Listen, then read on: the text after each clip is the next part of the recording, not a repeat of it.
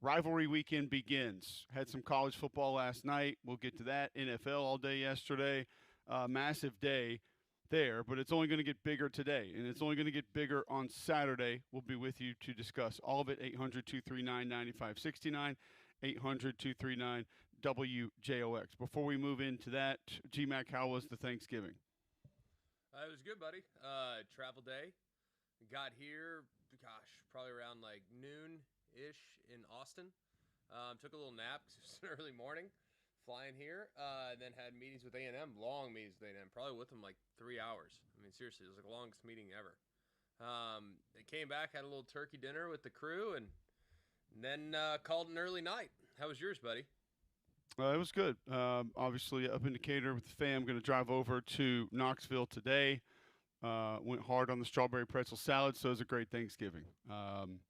It was a good one. Got to watch a little bit of football, hang out with some family. It was nice. Damien, how about yourself? I was absolutely fantastic, man. Because Maplesville is still playing football. They're in the semifinals. So we had a Thanksgiving pep rally last night. Got a chance to see old friends, old alumni. Just kind of got the hallmark appeal from a small town Thanksgiving that we've grown accustomed to with all the success we've had in high school. But overall, man, it was absolutely phenomenal. So the hallmark feel is what you've become accustomed to. Yeah. We're known to make deep runs in the playoffs. So Thanksgiving is a little bit different year to year. I didn't know hallmark and deep high school playoff runs were synonymous. I didn't know that's how that works. Everybody comes back home, man, and I'm it's glad we got that figured it's out a good now. feel. Okay. Did they win? They play tonight.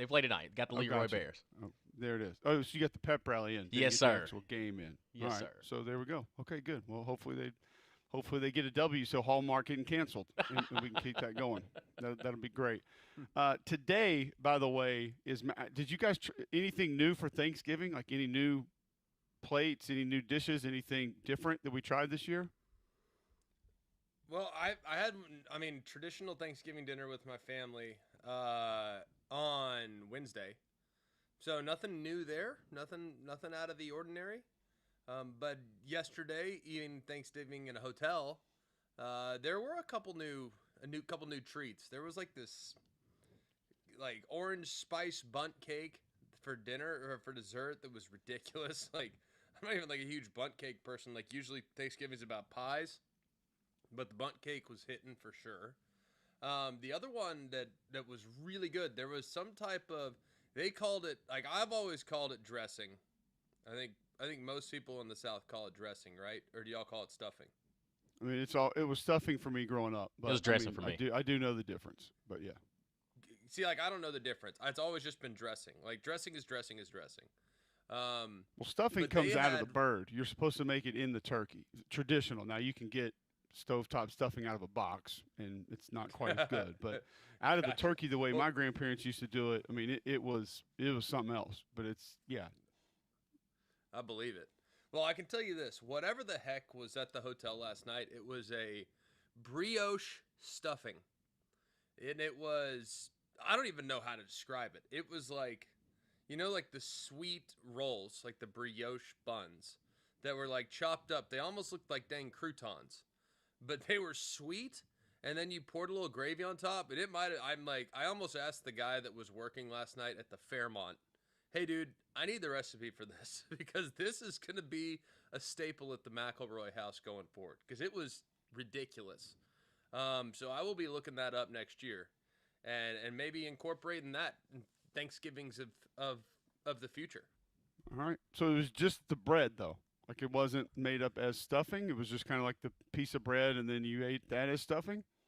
Yeah, it was basically like a piece of bread chopped up. Like I said, it looked like it looked like a bread, it looked kind of like a bread pudding, but it looked like a million different little croutons that were in there. That's kind of what it looked like. But dude, it was one of those Thanksgiving meals that was right on the cusp of dessert.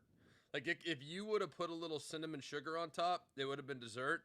If you would have put gravy on top, it would have been like a decadent meal. I went the gravy route, and it was like a little sweet salty. It was absurd, absolutely absurd. So yeah, that one was fire. But other than that, no, not a whole lot. That and the orange spice bundt cake. That was about it for the newbies. What Okay. about y'all? There we go. We had a Rick. What was the new deal that was for you this year? The new dish? Pineapple something? Pineapple bake? Sorry, father-in-law's in here. He's just hanging out with me this morning, getting some work done. But pineapple bake, I think it was, which we needed another hybrid dessert as a side dish for Thanksgiving, since I think we already had the sweet potato casserole, which was unbelievable. We already have the obviously strawberry pretzel salad, unbelievable. So we added this to it as well. So it was almost just a plate full of desserts for the actual meal. But Wow. did go turkey. And I will say this: one of the cousins made sourdough rolls for dinner. Mm. You picked one of these things up and it felt like it weighed a pound. First off, I mean, it was full. And to make my traditional Thanksgiving sandwiches / sliders with those was pretty phenomenal. So I gotta say, it was absolutely a good Thanksgiving from an eating perspective. Yes, way too much. Is he part of the sourdough like mafia? I think it's what they're called officially. I think everybody is. I just pretty much count the whole planet as that. Yeah, but I don't think everybody is. No. Okay. But, well, yeah, but it's definitely sweeping the world for sure. I'll say this. I mean, listen, the bread's good, but this was next level. This was different. This made the whole deal different. So it was worth it. Well, explain to me this. Sourdough to me has always been great. I've never thought of it through like the lens of a Thanksgiving meal though. I can get on board with it. Like yeah, it's never really infiltrated Thanksgiving. I never saw it coming. And all of a sudden, here come these rolls that are about 46 ounces each. And it was worth it. 100%. I was in on it. And but didn't it feels get as like many. that should have been like an obvious match. It's like no wonder peanut butter and chocolate go together. Like they're made for each other. You know what I mean? No wonder peanut butter and jelly go together. Sourdough and Thanksgiving should be like that should be like an arranged marriage. Like I'm just surprised it took this long for it to actually materialize. I'm glad that it happened for you.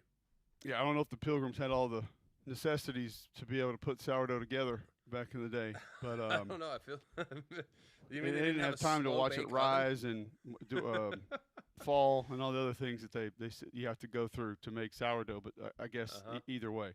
All right, they some also football. Didn't have time, you know? No, they didn't have all that time. No, they had to get it done. Get back out in the woods and find some more turkeys.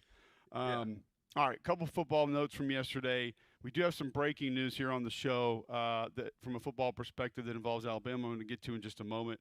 Navy takes out Memphis last night. Navy's now 9-2 this year. Heck of a season. 28-17. Navy runs 60 times for 200 yards last night. Memphis finishes 8-4. Also yesterday, Alabama State blasts Tuskegee in the Turkey Day Classic, 58-21. Alabama State 10-2 this year. So Eddie Robinson Jr., heck of a season there, 10-win season.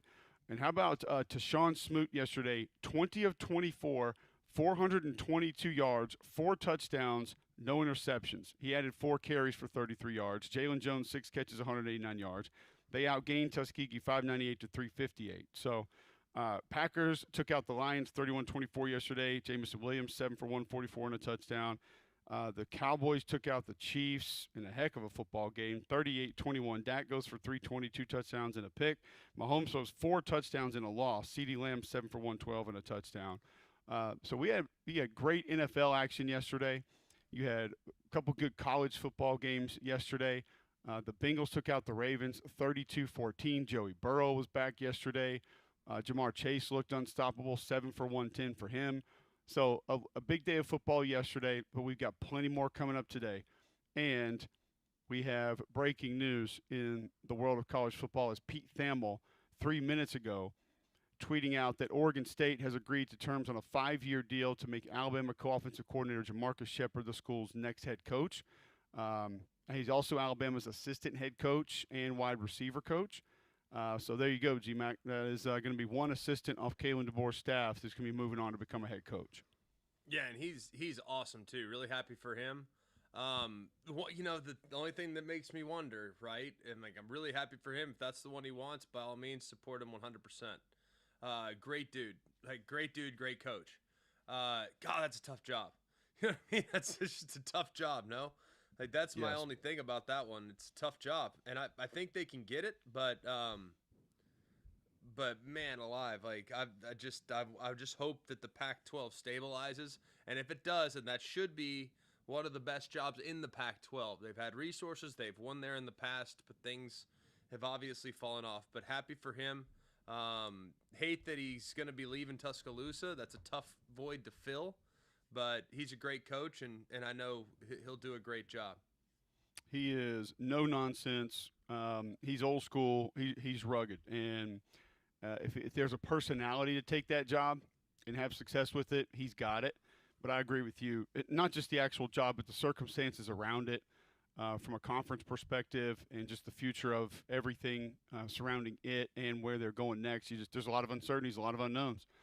There are some now knowns as there were maybe opposed to a year and a half ago, but some difficulties that are going to be there with it. But Jamarcus Shepard will move on and become the Oregon State head football coach. Also, yesterday, Pete Thamel reported that Missouri has inked a new deal with Eli Drinkwitz, a new 6-year contract. He'll average more than 10.7 per over the deal. He'll get an increased commitment to staff and salary pool as well. So this was a name, Greg, that was mentioned with the Auburn job, the Florida job, the LSU job, Penn State job, and it gets Eli Drinkwitz a new contract, and looks like he's going to stay there in Como. He's done really good things, and maybe with new commitments, a little bit more. We know that stadium's going to be done. I think it's going to be finished going into next year. It looks like it will be at least. So you'll have that to be able to bank on. It's got to be exciting times if you're a Missouri fan right now. You got to feel good. You're probably not happy about the fact he's mentioned with every job that comes up, but now you've got him locked back up moving forward. Yeah, and I think when it comes to Eli Drinkwitz, I think he's got young kids. Like, he's in the mold a little bit of, granted, Lane likes the attention a little more. You know, Lane likes the spotlight a little more. I think Eli does too, but he's got a good situation. I mean, he's got a good situation. He's got support, and that's a place. Here's the only challenge right now with Eli, and I think that's why it's smart for them to ink the deal when they did, is that the schedule will get much tougher here in the next couple years. Like, he's kind of been in his tenure in 21, 22, they, of course, played in the SEC East, which was a little more gettable than the SEC West. There was great progress made. They have a great and clear and established identity. And then they were one of the more manageable schedules in the first couple years of the new look SEC. And he has not necessarily performed real well against ranked competition. So that's, I think, the next step, is he's beaten the teams he's supposed to beat, which is great. Now you got to beat the teams that are ranked. And I think Eli will do a great job of that. I think it's smart for him to stay. I think Missouri's a place that you can win. I've always believed that. And I think they have good support. And he's got the recruiting piece of it figured out. He's got good staff continuity. Like, there's just a lot to like about what they've created. I don't think there's any doubt. And you specifically look at how he has recruited St. Louis and around St. Louis, which is a recruiting hotbed. I mean, your Luther Burdens, amongst others, coming out of St. Louis. You go through his roster right now, not just traditionally through high school, but you can go point to 3 or 4 of their top 5 or 6 players out of the portal the last 2 years. They're St. Louis kids. Yeah.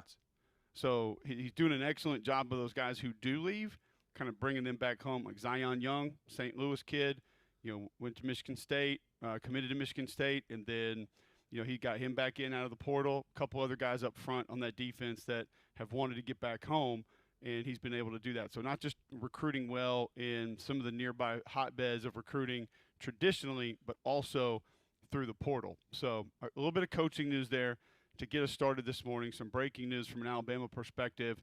We're going to break down the Iron Bowl, break down the Egg Bowl. We're going to break down clean old-fashioned hate.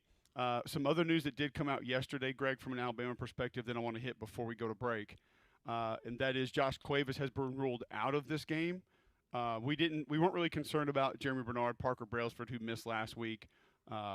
They're listed as probable, so they're gonna play. We're not worried about that. Yeah. But no, Josh Cuevas is big. He has been a massive piece of this Alabama offense this year. Yes, and this is not a surprise.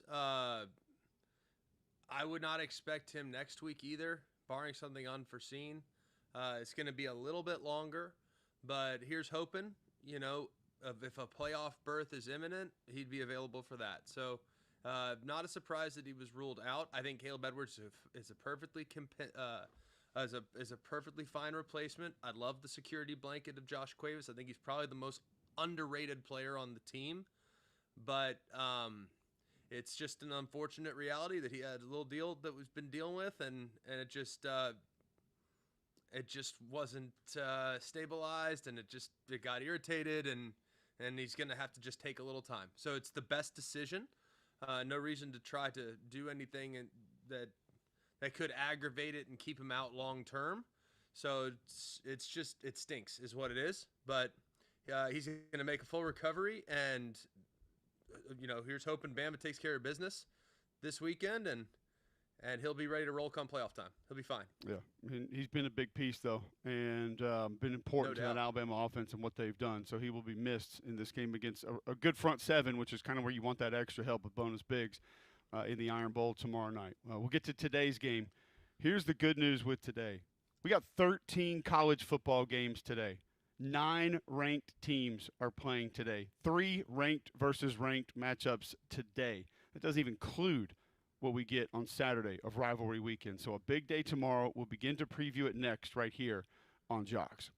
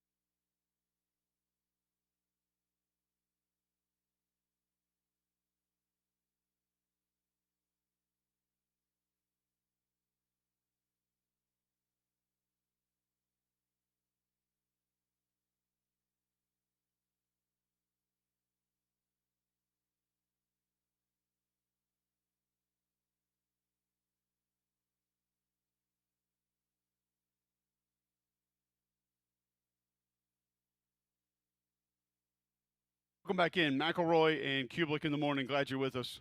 Hope you had a happy Thanksgiving. We're going to begin to roll into games. And as I mentioned, 13 games today on Black Friday.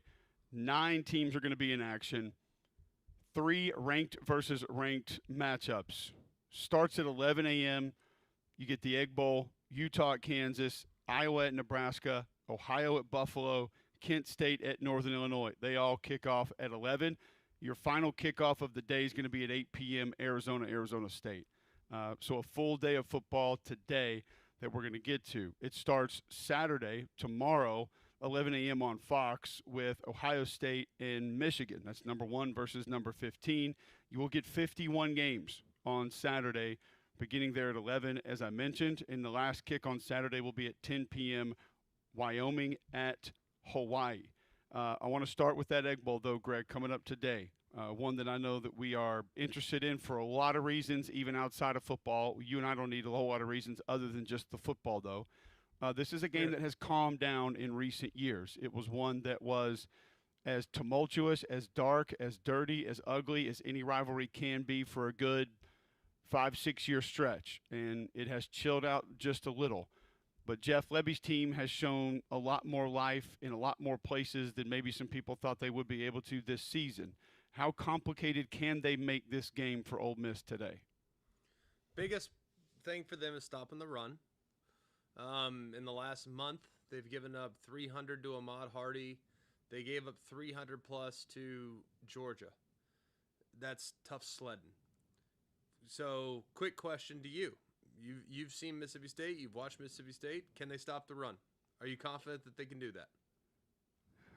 I think they have a chance to slow it down against this group because formationally what they're probably going to see. And I think that they might be able to outnumber Ole Miss in the box a lot of times, and we know how dangerous that is on the perimeter.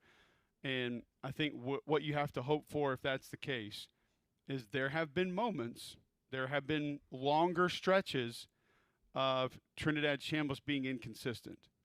I go back 2 weeks ago, and the first maybe entire half against Florida, I mean, he was just off. And if you can play more bodies near the line of scrimmage in the box and attempt to take that away, you have to hope that he's just not on. Because if he is, you're not good enough to just. Well, I don't think there are a lot of teams in college football that are good enough to just cover these receivers one-on-one. No. But that's what you have to hope for. Also, the bad part about that is this Ole Miss offensive line has gotten a little better over the course of the season. And it's not necessarily playing bully ball, but getting a hat on a hat, understanding where to be, where to go, and allowing Keelan Lacey to work. So am I confident that happens? No. But I do think that there are some ways based on what Ole Miss is going to give you that you can just say, okay, we're going to outnumber you. And it'll be a little high risk. They'll try to get some TFLs. You know, they'll try to blow some things up. Misdirection and being able to slow that down is going to be critical because we know this defense over pursues a little bit. They get a little hyper aggressive at times. And whether it's throwbacks, whether it's Chambliss keeping his own read, whether it's an end around, they have to be really careful of those plays, Greg, because those are easy plays that if State's not playing them correctly can all of a sudden turn into 50-yard gains. And those are the ones you can't let hit you like that. Yeah, that's my biggest concern is I look at this defense. I think that they struggle. I think they have a lack of depth. If you look at their numbers in particular, first half versus second half, and how they've fared against the run, that's my biggest fear. What does Ole Miss love to do? They love to tempo you. They love to lean on you. The fatigue is a huge part of assessing this matchup, a huge part. So if you look at the first half, the rushing stats are not great for Mississippi State, but they're not terrible. They're giving up about 4.3 yards per carry in the first half of the football game, which is not that's middle of the pack in the country. It's not bad, especially taking into account who they play. They got to play a lot of good teams that are all good along the offensive line. They've played Tennessee. They've played Missouri. They've played Georgia. They play some teams that can run it on you now. They played Texas. Texas is not the best run team in the world, but they have the guys that can do it. So they've played some good personnel. And if you look at some of their numbers, 4.34 is not terrible. Well, guess what happens in the third quarter? The wheels fall off. That's the biggest issue. They give up 6.3 yards per carry in the third quarter. That's 134th in college football. So this game might be tight for a half. I could see it being that way. I think that's why it's huge for Mississippi State to pack points in the first half, to put the pressure on Ole Miss, to challenge Ole Miss. I think a hot start for Mississippi State is very important in this game, especially at home at 11 a.m. So I'm looking at it there. But, man alive, if they don't have the lead in the third quarter and that run game for Ole Miss gets going and snap exposure starts becoming an issue, that's when I start to get a little concerned. Yeah, no, I'm with you that it could be problematic for Mississippi State. I don't think there's any doubt, and I wonder too. That brings me more to be a little bit interested in what Lane does and what the plan is for Ole Miss. Is it run heavy? How much do you want to step on the tempo? Because this is where maybe some of the newer things in college football show up that we don't have to think about. Like, where does he feel like you mentioned snap count? Where does he feel like his team is right now? Because there's part of you that has to be looking ahead to the playoffs, even possibly the SEC championship game if things go a certain direction here. Do you want to go hyper speed in this game? Do you want to slow this game down a little bit? Do you want to try to kind of neutralize things that way? Like, what personnel do you want to roll with the majority of the time? Do you want to go run heavy? If you think you're getting those one-on-ones on the perimeter, do you want to attack those? So they have most of their tight ends now at full strength, which they didn't have earlier in the year.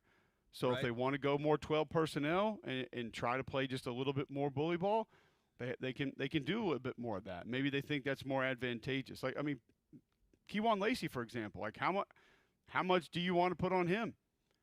How much run do you want him? Do you want Austin Simmons to come out there and get some reps, later in this game? And I'm not saying because they're going to be up by 20. I'm just talking in general.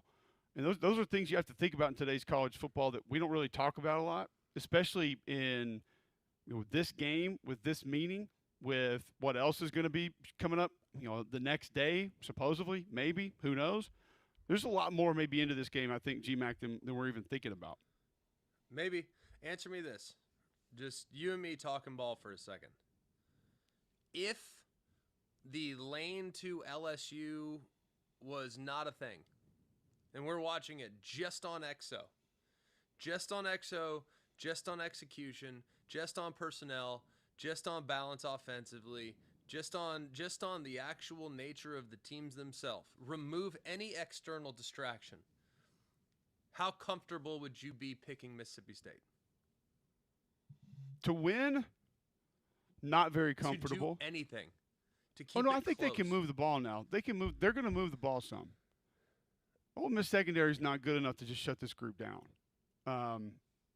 And I think, too, this is a group that can be disruptive, but this is also a group up front that can be undisciplined. And you know that. Correct. They'll get their shoulders turned. Mississippi State's going to run some gap scheme stuff. They get displaced often. They get a little. They'll run under blocks inside. And these two backs for Mississippi State are great. What can't happen is go back to Missouri a couple weeks ago and you try to run quarterback run 52 times because he's not that kind of runner. And I understand that's what the box count was, and I know that's what that gives you, but you got to find a way to not do that. I don't care about the extra blocker. He can't give you enough doing that. I would rather have Fluff Bothwell running the ball with one less blocker than having Blake Shapen run it with an extra blocker. Blake Shapen's going to go to 4 yards instead of 2. Like, I need Bothwell with the possibility of going 40 yards. So these backs can get it, man. And I think the Ole Miss defense is not disciplined enough, consistently enough to not give up a few plays in this game. So now where I'm concerned with Mississippi State is from a protection standpoint. So if you are doing similar things and you're getting in 3rd and 8, 2nd and 10, this pass rush is better than people give it credit for. And that's where Mississippi State could struggle. I think they're much better up front than people realize, like you said. Like, I think their D-line's great. The biggest problem with Ole Miss, they don't have depth. So I think that's something that you got to be real mindful of is in this game, if I'm Lane, I'm probably not going to go super hyper-speed tempo. I want to play a little more complimentary, just a little bit more. Levy knows your attack. He was your offensive coordinator, for crying out loud. Like, he knows what you're going to do. But I would go a little more tempo. I think the biggest reason why Ole Miss is in the position they're in this year is because of how much better they are running the football in a traditional sense. And I think they lean on them. I think every time they gain 6 or 7, that's a great spot to be in. The big plays will come with Kewan Lacey. Like, he's going to get 30 carries in this game, I think. That's what I'd do if I were Lane. 30 carries in this game. Let's run it till we can't, and we'll keep them alive on the outside, winning some one-on-ones. Because I think Mississippi State's pretty good in coverage. I think their secondary's decent. I like Long that too, group. good length. Yeah. Yeah, I like that group. I really do.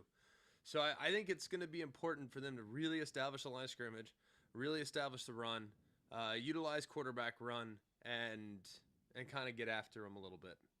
All right. It's not going to feel like a Lane Kiffin coach game when you watch it. I can see that. I could see it playing out exactly like that. Before we talk about more of these, tell our listeners about Shannara Flooring.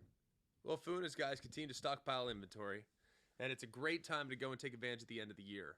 By going to footandyou.com, they have 50,000 square feet of Core-Tech flooring by Shaw in stock right now. 50,000 square feet. Think about that. That's an absurd quantity. And you guys will so appreciate what you get when you go to footandyou.com and see that Core-Tech that's that 20 mil wear layer, super durable, super dependable, and because of the inventory they've accumulated, you can expect 20 to 40% off when you purchase from Shannara Flooring. So go and check them out today by going to footandyou.com. You can also give them a call if that's the route that you would like to take by calling them at 205-518-6423. That's footandyou.com. All right, when we come back, we will move past the Egg Bowl. We'll give you our pick for that game. We'll go through the rest of today's games and on through rivalry weekend, and we'll get to some of the lines with Stanford Steve right after this, next on Jocks.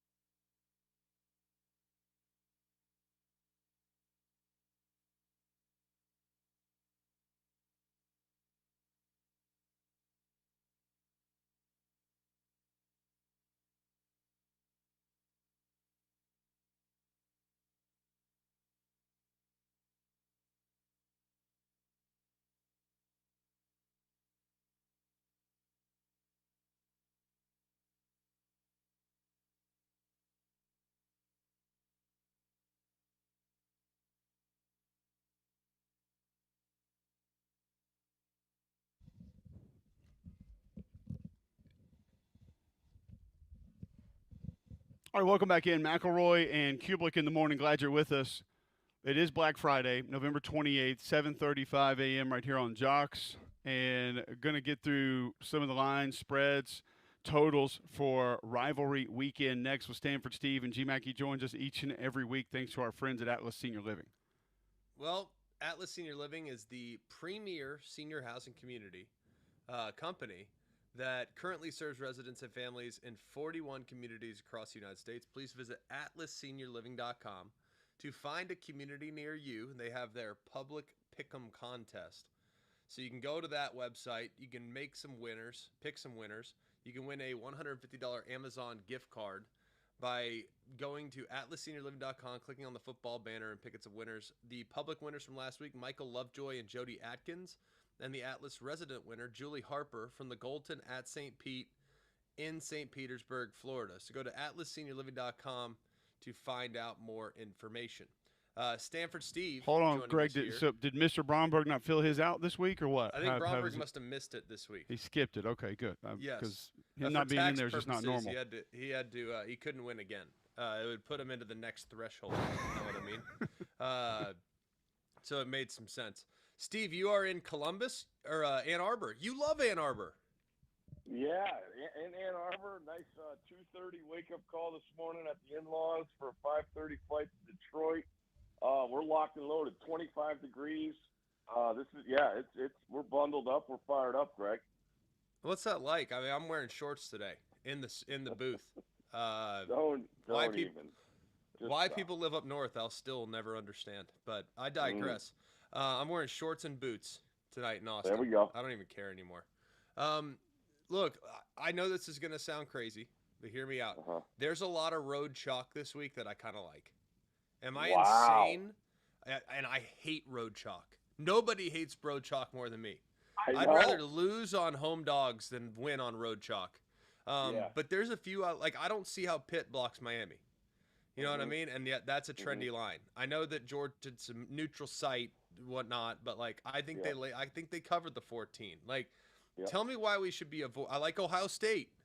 I mean, I know that Michigan's trendy and they're playing better, but Ohio State is much more well-rounded outfit. Tell me what your thoughts are on road chalk this weekend in general. Well, I think you look at the quarterbacks and the offensive lines, Greg. I look Ohio State's in a different tier than Georgia. I'm with you on Georgia. I think Georgia can name their number with what they score. Neutral site. It's going to be more red in there. You know that. But that offensive line is going to have to deal with everything in a true road game. Whereas Ohio State, I just need to see. I think the biggest improvement from last year, when people want to compare that team that won the title and this year, is the improvement in the offensive line, man. They got some guys that get after you. And this is it. I mean, this 365 days, they've lived for this. And I want to see, the best thing about Julian Sayin this year, and everybody talks about his accuracy and this, but he's had protection. They've done a great job of keeping him upright. And I go back and you watch the Texas game. I'm on the sidelines at that one. I won't go back and watch it. 0 sacks allowed. Penn State, who has some guys, I don't think they sacked them either. So they've stepped up when they needed to. And that's what I look at. In your game, Marcel Reed, going against Texas on the road in a big spot. We've seen them do it. They've scored 40-plus, at South Bend. But this, rivalry game, there's all these different circumstances. I look at Oregon, that offensive line, who really, really impressed me last week being there for the USC game. But this is a different animal, man. You want to talk about some hatred in Washington that could basically save a big smile and face of their season if they were to pull off against the Dogs. That's what it comes down to me with the road chalk. Ole Miss to kick the day off at Starkville. Heard you guys going back and forth a little bit just about the idea of Mississippi State and watching Missouri just torch them. And then I go back and look at Ole Miss and how they had the best game plan, I thought, against Oklahoma all year. I mean, they did it different ways. But Lacey's the guy, man. I could see him getting force-fed today to keep Lane in that game. I think you're going to see some haymakers from Mississippi State early on, knowing how much Levy likes to throw it down the field to test that Ole Miss secondary. But the situation the quarterbacks are in these road games, I think, is really important when you're looking at it. I kind of want to ask this to both of you, Steve, since you're on too, just staying with that game, because Greg brought up, where would we be without the whole Lane to LSU or Yeah. wherever else situation? Is there a part of it though where we get? I mean, we know Lane, and is there a part of it where we go into this and he's like, "Watch this" type deal? Yeah. And I mean, I just there's part of me deep down that feels like, yeah, I like all of us agreeing on that, and that it could go that direction. But there's also that wild card possibility, of hitting on 18, so to speak, with Lane, where he's like, watch what we can do here, just to show everybody what we still have. Whatever you're going to do with me in the future, I'm about to put up 50. No doubt, and you got to think Tim the way he thinks. He wants to show out. He loves all this attention. Whether he says he doesn't or he does, I know he does. But yeah, I look at both guys. I look at Levy as another guy too. Like, he got a weakness. They're going to attack that thing like no other. But yeah, it could be an ultimate marathon of games. We've seen these teams play it. Different styles. The Tennessee game I keep going back to with Mississippi State. Outlasting Arizona State early on. But Ole Miss knows what they got to play. I was really impressed. I don't think they get enough credit for that win at Oklahoma, where he goes for it on fourth down in his own 18-yard line, and that whole game flips, and then they still have the mojo to come back. And I thought Trinidad and that run game had a lot to do with it. But yeah, if Lane has something he wants to show you, we're going to see it today for sure. Yeah, I just think I think that's the right side. I think if we're not talking about the whole, if we're going just on the tape, and don't get me wrong, that like if it was just about the tape, we'd pick a lot better than we do. But if we're going just on the tape, man, I don't see how that one stays close for 4 quarters. I have a hard time with it. Let's go to the game you're at, Ohio State, Michigan. Like, Ohio State, I feel like has evolved over the last 4 years, and they fell into a trap last year. And hey, it happens. Like, it happens to the best of them. I just don't think that they'll do that again. First and foremost, and if they do fall into a trap, I think they're more well-equipped. The only reason why Michigan won that game is Ohio State's throwing slants against inside leverage that loses a game on an interception inside the 10, their own 10. Like, that to me is ridiculous. Like, they'll take a shot down the field and they'll play with their defense. They'll win with their defense. Like, I just don't think Ohio State is built this year to play a game that's going to be competitive against these guys. Like, I don't think Michigan's any good. I know that's like, you can't say stuff like that, but I'm not sold on them. So how do they make that a game? Yeah, I think kind of the same way they did at Oklahoma. Right? They Justice busted one, and that like sort of got their feet on the ground. That was all they had. I know, and it was like, I want to say it was like 80%.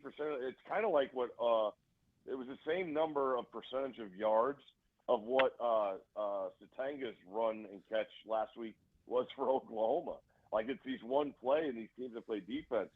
But to your point, the one thing that sticks out against, with Ohio State's team to me on defense, and like, but they make up for it on the back end, and that's where I think Patricia's been so good with a guy like Arvell Reese.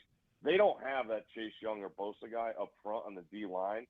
So what does Michigan do to combat that? I think they got to go with a lot of quarterback run. You got to get first downs early in this game to keep that pressure on Ohio State. But in the long run, to your point, I don't think they can keep up. If they have to score 20-plus, I don't know if they can do it. Last year played so into their hands. I'm still not sure Will Howard was playing with a full deck of cards after that hit. Watching that one back, you see some things that just didn't make sense at all, even with the play calling from Chip. So I'm not sure that was he was 100%, but still no excuses. Michigan won the game. But as ugly as they can muck it up, I think if Ohio State wants to roll their sleeves up and run the football, they're going to be able to. Michigan just played too high last year, and those 2 D tackles beat the bag out of those 3 interior guys. Michigan doesn't have the guys to do that this year. So I think Ohio State has to have a better mindset or be more confident in what they can do this year, knowing that they can get movement when they need to up front. But I'm with you. As long as Ohio State plays well, everything's going to take care of itself. Stanford Steve joining us on the Higginbotham Hotline here on Black Friday. Brought to us by Atlas Senior Living each and every week. We have to get your thoughts on the Iron Bowl. Bama Yeah. favored by 5.5 on the road. I think the Auburn situation is a little more complicated than people are discussing because you got Ashton Daniels partly against Arkansas, partly against Kentucky, and then does not play against Mercer. You did get him full go against Vanderbilt, and it looked great. Yep. But that's kind of it for him, really, as far as being the guy in the offense, specifically with this new coaching staff. I don't even really know exactly what to expect offensively against this game with Alabama. Could be a big advantage that he didn't play against Mercer, and you've had extra time to work on some other things. Where are you on the line, and where are you on the total for this game, too, for me, which feels a little low at 46.5? Yeah, see, I lean towards the under. I go back, first of all, with Ashton, watching him at Stanford in his career, there's a lot of hot and cold. Like, there'll be game, and you're going to know right away with his accuracy. Last year they go up to Syracuse and get a huge win. He doesn't throw the ball that well again the rest of the year, and they played way less competent teams than Syracuse in the Dome, and he was great. I mean, that Vanderbilt game was unbelievable. And you look at, I believe since Hugh is gone, Cam's got 20 targets in 2 games. So you've seen an emphasis and you've seen a want to throw the ball from the quarterback position, which I think makes you confident. But again, it's the same thing I always say with Alabama on the road. All right, what does the opposing defense have what it takes to slow you down? Yes. But Alabama's, we know the strength is the secondary. And can the other team quarterback run against Bama's defense? It feels like this is as healthy as they've been, seeing that defensive side. So it's just an awesome matchup, as it is all the time. Auburn knows what they have to do to win the game. And Alabama, how much frustration are they going to show in themselves with not being able to run the football? Are you just going to turn it into a short passing game and get the ball to, Jeremy Bernard, who I would think is going to play. He missed last week, right? But I think the Cuevas thing is kind of a big deal, just being a tight end guy. What he's brought to the blocking on the perimeter with how much of the short stuff they go to. And then in the past couple of games when he's been healthy, he's been kind of a go-to guy. I mean, those balls at the sideline, those are tough plays that he's made with Ty. So I think there's a lot on the plate at Ty. I think he's shown frustration with not being able to run the ball, with forcing throws, a fumble in each of the last 5 games. So same thing. Ohio State and Alabama, same thing. You take care of business. You don't get, surprised by anything from the other opposing defense. Your quarterback doesn't turn the ball over. You're going to be fine. But you have to go out and do it. That's what burns you in these losses. So I expect big things from Ty Simpson. It's a big spot, but he's got to be super pumped. I mean, what he has to play with still with those three receivers, I think that's still a strength, and he'll do some things. So I think it's an under game. I'm not sure about the 5.5.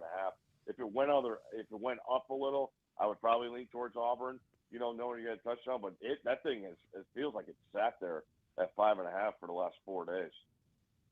Yeah, you get 6.5 in a couple places. It's kind of all over the place, but it won't go past 7. No. I'd be surprised. Lastly, this one tonight, Texas A&M. Do you have a lean? Like I think both teams could win it. Like I can see both sides. I can see the path to victory for both teams. So the explanation for A&M's easy, but for Texas, I think Texas is a lot better than people realize, and has been playing a lot better than people realize. And you're kind of getting them on sale because everyone thinks they got blown out against Georgia, when in reality that really wasn't the case. So do you have a lean tonight? I'm so glad you said that, because they didn't have the ball in the fourth quarter. It's kind of like Ole Miss when they went to Georgia. Kirby just did a great job making a play and making a call. To me, it's 2 things. It's Texas on third downs, with what Elko likes to dial up. I think A&M's defense has to show up early. They have to. If Marcel struggles or sputters early on, the A&M defense has to be there. And I like the matchup against that O-line. I still am not there with Texas O-line, and I like the difference makers that A&M has. I think A&M wins a close one. But Texas is going to – I mean, you talk about play callers. This is as good as it gets with Sark against Elko. Being on the field last year for that game was fantastic. A&M had so many chances down on the goal line. I think Texas ended up with 2 fourth-down stops. They're going to need their defense to play that well to be in it. but I still look at the playmakers. A&M being too much. I like A&M. I got one more quickly, G-Mac. Never in my wildest dreams did I feel like we'd be sitting here on rivalry weekend and we'd be having discussions about John Mateer and Deion Burks, Isaiah Satanga, Aaron Anderson, Trey'Dez Green, Xavion Thomas, Barryon Brown, Nick Anderson, Caden Durham playing in the lowest total of the weekend. 36.5. Do you dare take the under in LSU Oklahoma 2:30 on ABC? I think that's the only side to play. I'm with you. This just says like 20-7. And who has the ball? Is LSU trying to go down for a cover and another? Like, I don't see LSU being able to do anything, and Oklahoma has some real fine tuning to do to get things going consistently. But the way that LSU defense has battled, man, it's been pretty darn impressive. I think LSU is going to show up. Turnovers, that inside your own territory, that's where the number's going to get screwed up. But if these teams don't turn the ball, it's a dead under game, as you know, with the number. I also just have one thing for you, Cole. Tonight, if you're up late, Arizona State, left guard for Arizona, Chuba Ma'i, 6 foot 349, number 55 in your media guide. Check him out. Literal sumo wrestler. Love it. I mean, transfer from Cal Davis. I love him. People just bounce off of him. So it'll be fun. But I'm with you, Steve, because I feel like these two, neither one of these teams can really run the ball. No. And the only thing that would make me concerned is if they both just say, hell with it, we're not running it, and they do start slinging it around, even with the turnovers, as you mentioned, if that does create a couple explosives, you might accidentally trip over that thing, but I think it's got to be the under. I don't know if there's another play. Yeah, and then we get McElroy back in Norman again this year for an Oklahoma game. That'll be sweet. That's what we're rooting for. He loves it I up there. hadn't been there that often. Yeah. I hadn't been there that often. I'm due. Definitely due.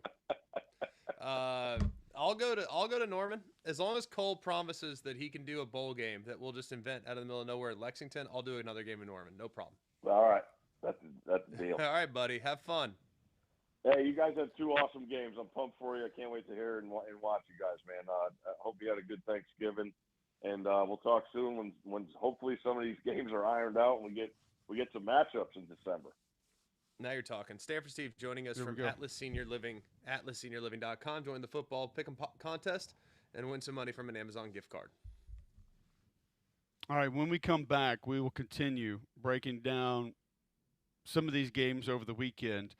We've got a massive slate on Black Friday and a massive slate tomorrow. Obviously, we mentioned Egg Bowl a little bit, G-Mac, talking about these games coming up today. Clean old-fashioned hate 2:30 on ABC after that. This is another one that I look at, and the total is interesting at 59.5. I think people traditionally would look at that and say, oh, you got to be under that. Georgia Tech defense hasn't really been great this year. Georgia's defense has at times given some things up. I feel pretty good about the over in this one. Interested to see where you would be, 59.5 for Georgia Tech. I'd go over. I'm with you. Damien, over 59.5, under 59.5, Georgia Tech. I'm feeling under. Of course you would. But you're a Hallmark guy, so you never know where that's going to go. You're just hoping for the happy ending. Everybody wins and everybody has fun. That's it. That's what you're hoping for. I do think you look at the motivation from Georgia Tech here, and I'm not saying that Kirby's not going to have his guys motivated, G-Mac, but they're in a pretty good spot right now at 10-1. And Correct. You never want to let it go to the judges. We understand that. You never want to let other people decide your fate. That's what he'll ride on. That's what he'll push. He'll push the rivalry in this one. What does being in Mercedes-Benz Stadium do for you in this game? Does it change your opinion on it at all? Yeah, it means that Georgia's got a big advantage. It's indoors. Yeah. And Georgia, I think, is going to have a very, very, very active crowd. And honestly, I don't think Georgia Tech's been that great all year. The obsession with them from get-go has been. I think there's a thought process of what they are, and there's a thought process of what people think they are, and what people think they are. I think they're a lot more what they were last week than they are the team that did all these special things this season. Like, they don't have any good wins. They don't have any, like, impressive moments. They're not good on defense. Like, I think Georgia's going to run them out of the gym. And they can lock up a first-round bye if they do, which is very, very big. That's massive. You look at the screen game to Zion Branch, how they operate with him. His speed on that track could be a pretty big difference there. Some of the horizontal game that Georgia Tech brings offensively. Now, if they get you going in a different direction, doesn't really matter. But the speed from the Georgia linebackers being able to make up maybe some eye violations on that track, another advantage for Georgia in this game. Do you like them covering 13.5? Yes, all day. Okay, so Greg takes Georgia to cover. I think I'm leaning that way as well. Definitely we like the over. So number 4 Georgia versus number 23 Georgia Tech, 2:30 on ABC following the Egg Bowl at 11.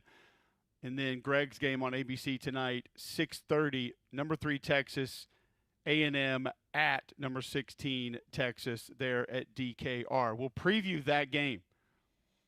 Give you our final thoughts on it when we come back for hour number 2 next right here on Jocks.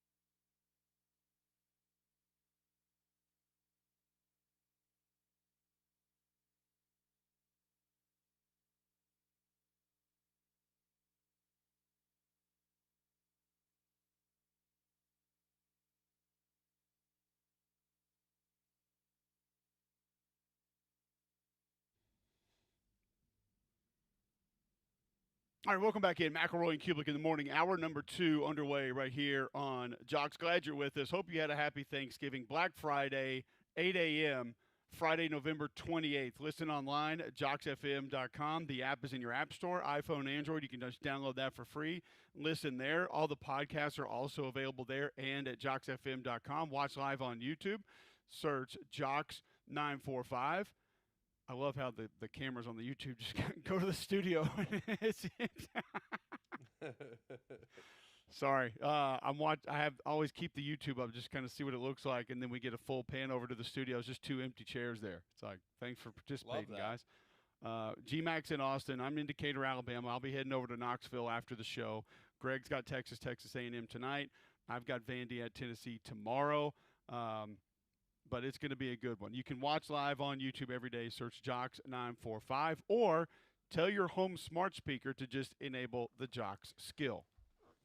Bill Smith Buick GMC is the GMC Dealer of the Year, the national champion of GMC dealers. They've won that national championship from General Motors 8 times and will continue to for the foreseeable future because the deals they have on the lot, the quality of the service, the quality of the sales staff, and just the quality of leadership. Andy Cole and Jonathan Yeager done a great job to create those opportunities for you. I've been a repeat customer, just like 75% of their business, because where else are you going to find a deal that's as good as this? A GMC Sierra 2500 Denali Ultimate that is $12,000 off the sticker. You can get that vehicle, pay nearly $100 in most places.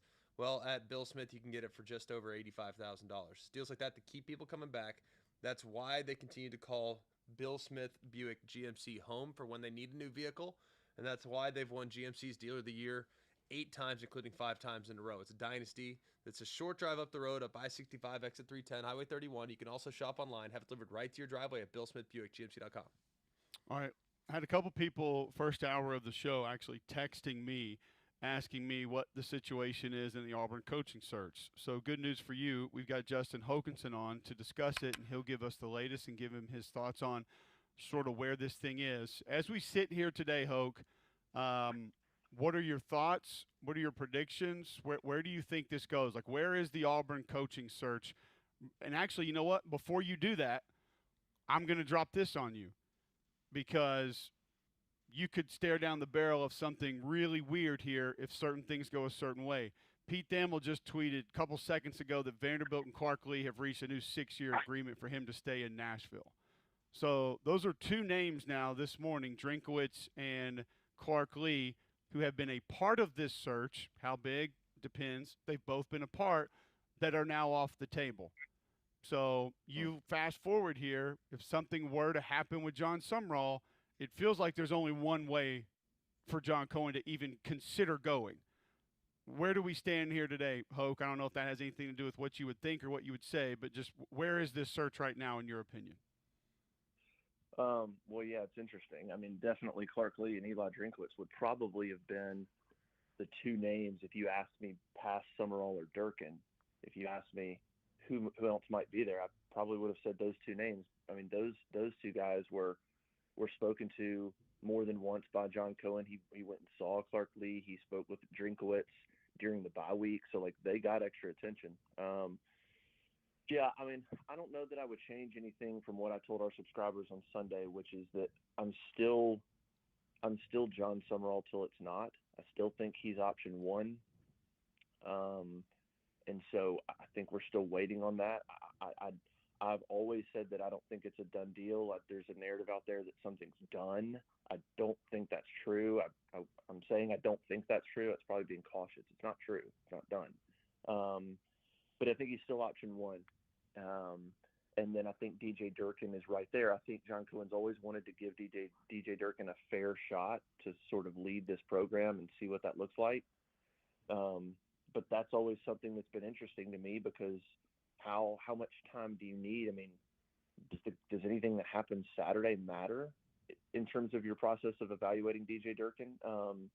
It's an interesting scenario, but I've always said that DJ Durkin is operating like he can get the job. I mean, he is this week. He is operating like he's got a chance to win this head coaching job. I know that.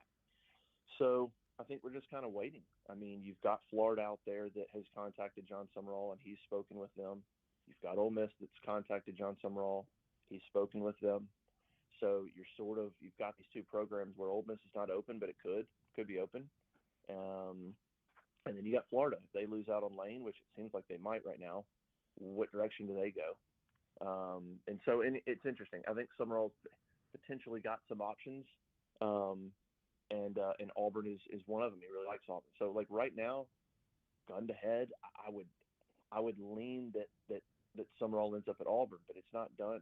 And so I think it's going to be an interesting few days. And is Cohen okay with, hey, that didn't work out, we're totally fine retaining DJ Durkin, and we'll roll on. We got staff in place. We can retain a lot of the roster. Like I think he might be okay with that as well, because he wants to win right now. And he understands winning has to happen, and there are some positives to retaining Durkin if it works out that way in terms of roster retention. All right, hold on 1 second here. Hold on 1 second. Room service just relentless, G-Mac. Like just no room service. How many taps in a row? How many taps in a row? That's nine taps. I'm good. Sorry, Hoke. This is an ongoing thing for us when we're on the road on Fridays. It's just just relentless. I even put up the do not disturb, and it doesn't matter anymore. They're coming in. It doesn't matter. They're tucking those damn sheets in one way or the other. It's unreal. So Justin, looking at this though, I mean, if it's Summerall, first of all, it should be Summerall, regardless of what anyone says. I love DJ Durkin. I think he's a great coach, but I think Summerall, with what he's accomplished and with his ties to Auburn, like it's to me, it's a no-brainer.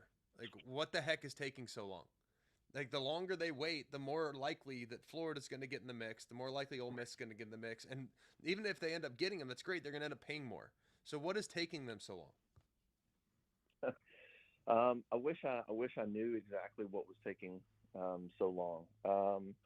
I think, I talked about the Ole Miss situation. Gosh, that must have been 2 weeks ago when I got on our board, and I said, listen, let's just talk about this, because if Auburn sits here and waits, and it looks like Ole Miss might open, or if the Florida thing's not solved, you're going to have more competition for John Summerall than you want. And so I'm not sure. I'm sure Cohen kind of has his sort of set of demands and what he wants and what he's offering, and I'm sure John Summerall, feels like maybe he's got a little bit of leverage right now. Whether it's, hey, Florida likes me. Hey, if Ole Miss opens, I'm going to be their first choice. I even wonder, depending on what offers are going around, like, would he even stay at Tulane another year and say, I'm going to win next year. We can do this again next year. I don't know. I feel like I doubt that. I feel like you'd have to jump on something. But I don't know. I think both sides maybe feel like they've got some leverage. I think Cohen's maybe sitting there saying, I'm okay retaining DJ Durkin if that's how it works out, and we can roll on with the roster. And someone else saying, I've got some options as well. And so maybe there's a little bit of both sides feeling like,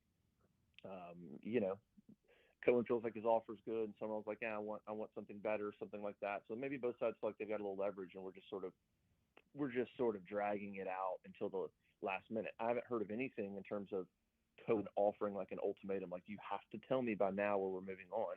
So if that doesn't happen, then if you're Summerall, why sign it? If you're not going to be forced to do it, if you don't have a drop dead date, then let things play out. If you're the number one option at Auburn, which I think he understands he is, and at the same time, Summerall, I think, really wants to be at Auburn. So I think Cohen's thinking about that. He wants to be here. So I don't know. Both sides are just we're just sort of going down this path, and I think I think Auburn and John Cohen would be okay retaining Durkin if that's how it works out too. So I think both sides are just sort of playing it out. How do you feel like DJ Durkin would be received locally by Auburn fans, local media, but then kind of remove, I guess, your lens of what through most of this? How would he be received regionally, nationally, by people who cover college football but aren't necessarily dialed in on the SEC or Auburn? Well, I can guess the national reaction to that, and I would guess that a lot of it's going to be tied to Maryland, his time at Maryland. Obviously, that's been a while now. He's been at 3 places since then. Locally, I think Auburn fans, I think it would be a popular hire. I think John Summerall and DJ Durkin are the only 2 names that I think, sort of people that I've talked to, Auburn fans on our message board, other people, that there's a decent consensus if we like him. We're good with him. We can work with him. Whether it's fans, whether it's boosters. I know boosters that want Summerall, but they're fine with Durkin, and vice versa. They want Durkin, but they'd be fine with Summerall. I think those two guys, I think you'd be in good shape in terms of fans liking the hire. You'd have some Auburn fans push back against Durkin, I think, and again, a lot of it I think is tied to Maryland, not just kind of what happened off the field with Maryland, but he was he 10-15, but he was trying to rebuild there, so like a little bit of perspective there of what he was trying to do. But yeah, I think those would be fine. Nationally, Summerall would be looked at as a phenomenal hire. That would win you the press conference nationally. Durkin probably wouldn't do much for you nationally, national media. I don't think it's going to like fall all over you for that hire. But I think your fans and stuff would like Durkin, and the roster would like Durkin, and he can recruit. And there's been a lot of interaction between Durkin and boosters in terms of building the roster. So there's a lot of good relationships there. So I think both of them would win you locally. Summerall would win you national if you went either of those directions. So when do you think the timeline for this one end up going down? Is this like a Monday thing, Sunday thing? I mean, how soon will we know? Well, I mean, you got to know. Gosh, I mean, we got to know Sunday morning. I thought something would leak out, but here's the thing: if it's done, it'd leak out. Like, could something be decided today and it leak out? I guess, sure. But I asked somebody last Sunday, and they said that the timeline, as of last Sunday, they said the timeline remains consistent with what John Cohen has said all along, which is 24 to 48 hours after the Iron Bowl, basically. I know that there have been people on campus that have been told, hey, be ready for something on Sunday. Not a guarantee, but be ready for an announcement on Sunday. That seems like that's the goal, to announce a head coach on Sunday. Now, what that means is the press conference Monday. Is it Sunday? If you announce Summerall, does he coach the championship game? And then if he wins that, does he get to coach the playoffs? I don't know. Durkin's the easy one. You retain Durkin, you just roll. You just keep going. Summerall's the one that's a little more interesting, but it still feels like Sunday or Monday you want to have an announcement. And if Durkin is an option, then it pretty much guarantees you can stick to that timeline, because there's no reason. You make an offer to him, I mean, he's going to say yes. So there's nothing really that should drag that on. So if Durkin is kind of your option too, then there's no reason that Sunday or Monday shouldn't happen. It's either Summerall or Durkin. I don't see like a mystery third candidate. I mean, like we already talked about, whether it was Drinkwitz or Lee, I don't know that there's some third candidate. Yesterday, the James Madison coach is a popular name, but that's just not going to happen. So I don't know that there's some mystery third guy that they're going to go to. It feels like Summerall or Durkin right now at the moment. But yeah, in terms of timeline, I'd still go Sunday or Monday. I'm not sure I've heard anything that would push that back, unless there's some kind of complication to Summerall and you still feel like you want to get him and you can get him, but something happens Sunday that you got to work through and it pushes it a day or two. But I have no idea what that would be. Justin Hogerson joining us on the Higginbotham hotline to discuss the Auburn coaching situation, but also want to get your thoughts on the Iron Bowl coming up today. You can find all his work at the On3 Sports Network. When you look at this game, I think Ashton Daniels obviously is going to be an interesting talking point, but I think there are parts of it, Hoke, I don't really know what to expect. He's kind of just had one game of his own, and he looked great, but then we don't see him against Mercer, so maybe more time this week, not really sure. What are your expectations of just him and the Auburn offense in this matchup against Alabama? Yeah, this has been – it's probably my biggest struggle with trying to figure out this game is Auburn's offense looked great against Vanderbilt, but that's just one game. And is that the new Auburn offense, or is that, they put together a game plan. Vandy kind of wasn't sure what they would look like. They come out, they run tempo, and they had a good game. And now does Alabama have a chance to sort of prepare a little bit for it, and it doesn't quite look the same? Is that Ashton Daniels? Like, are we getting that every week, or did he have a great game and does he regress back? I mean, Vanderbilt and Alabama are different animals. So I'm not exactly sure what to expect from the Auburn offense, but I do think it's kind of all on Ashton Daniels. I mean, his ability to make quick decisions, to get the ball to the receivers or pull and run, or hand off if it's there. Like his quick decision making was really good against Vanderbilt. It's got to be really good again. And so I kind of put a lot of it on him. It's a big game. Iron Bowl is very different than kind of popping out that Nashville game. That's sort of like nothing to lose. Coach is gone. Here we go. I felt like there was nothing to lose. Now it's going to feel different Saturday. So I feel like it's on Ashton Daniels to really go out there and kind of play with that poise that he had in Nashville to do that again and play really well. If he does, they'll have a chance. I mean, the weapons are there. We all know the weapons are there. It's just been a matter of sort of putting it together and executing. So I think that Auburn offense is my biggest question mark. You got to feel like the defense is going to play well. They can't give up the big explosive pass plays. You're going to give up stuff to Todd Simpson. You can't give up the 40-yard plays, the 35, 40, 50-yard touchdowns. That can't happen. You got to figure they'll play well. Ty Simpson will play well and get his. You can't give up the running. Auburn needs to win in terms of rush defense. Bama doesn't run the ball that well. You can't all of a sudden let them run the ball. So you got to win that matchup. So I just come back to Ashton Daniels to me sort of being the variable of how well he plays and whether Auburn can win this game.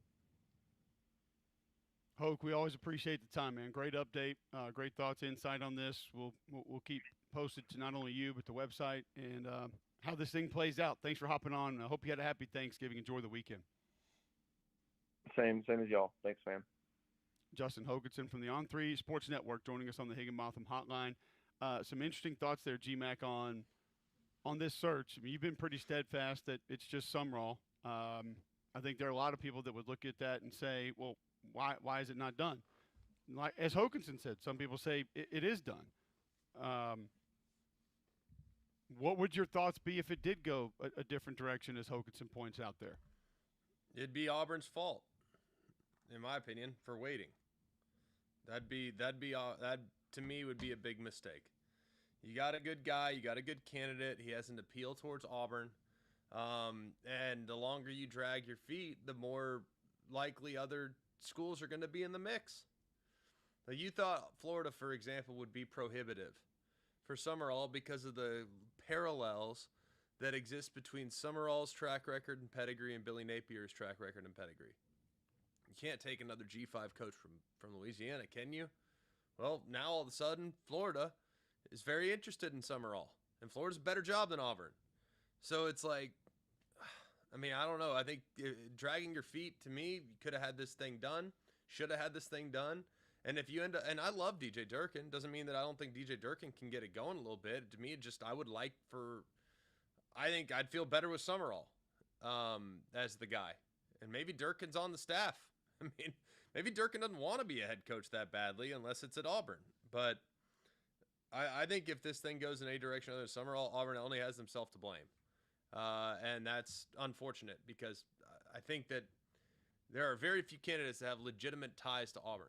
Legitimate ties and have a real appreciation for Auburn and would choose Auburn over some other places. But Summerall is one of those guys, and he's won a lot of games at both Troy and at Tulane.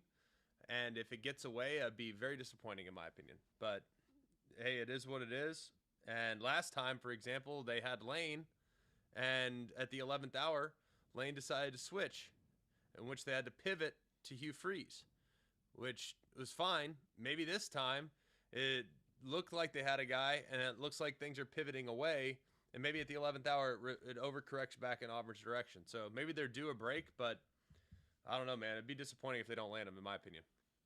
All right, don't get caught in the cold. Schedule your system checkup now from a Train Comfort Specialist. Train has been recognized 11 consecutive years as America's most trusted HVAC brand and our exclusive home comfort partners here at Jocks. Visit Train.com to find a comfort specialist near you. Greg and I'll give you some of our thoughts on the Iron Bowl, where it goes, how it's played on the field, as well as the rest of rivalry weekend. It's a Max Ball Black Friday on Jocks.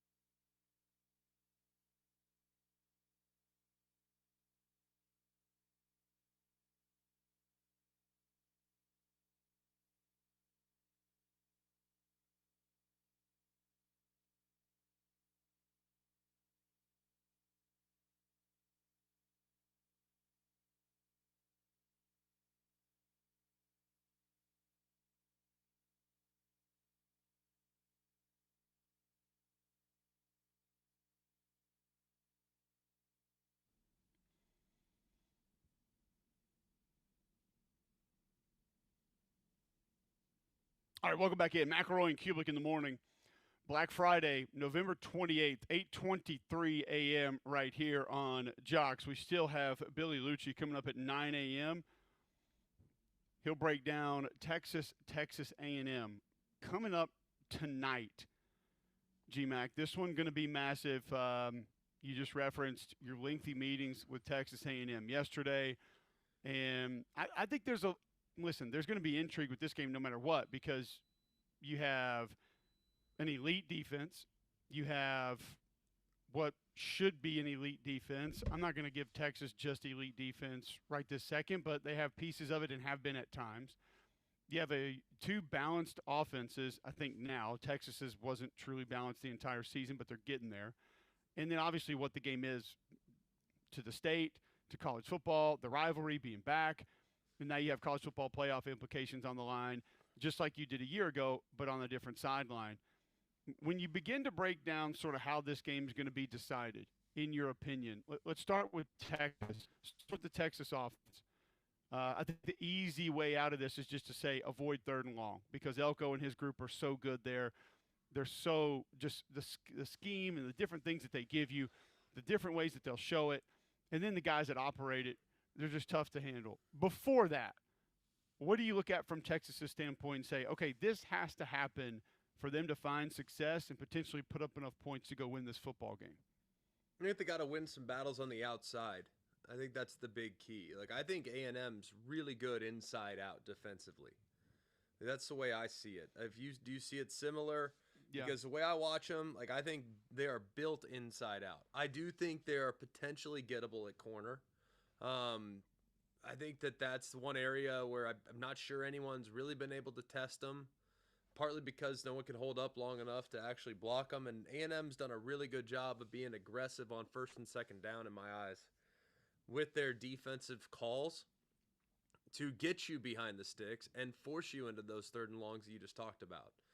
So I think that's where A&M's different this year, is they're really aggressive on 1st and 2nd down, more so than they have been in the past. It's not uncommon for teams to be aggressive on 3rd down. That's normally when you get your adjustments. You get your individualized game plan for the money down. But it's not often that you see a little bit of aggressiveness on 1st and 2nd. Like, getting in behind the sticks is huge, and that's what A&M's done. So I think Texas has to win the game on the outside. I think it's going to be important. No, Unplugged the microphone.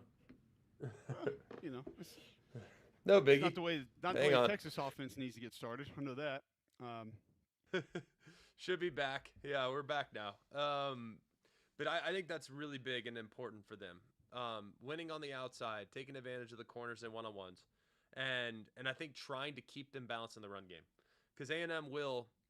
Texas does force you to be have you noticed this? And I was having this conversation with Elko last night, and with Jay Bateman too, the defensive coordinator.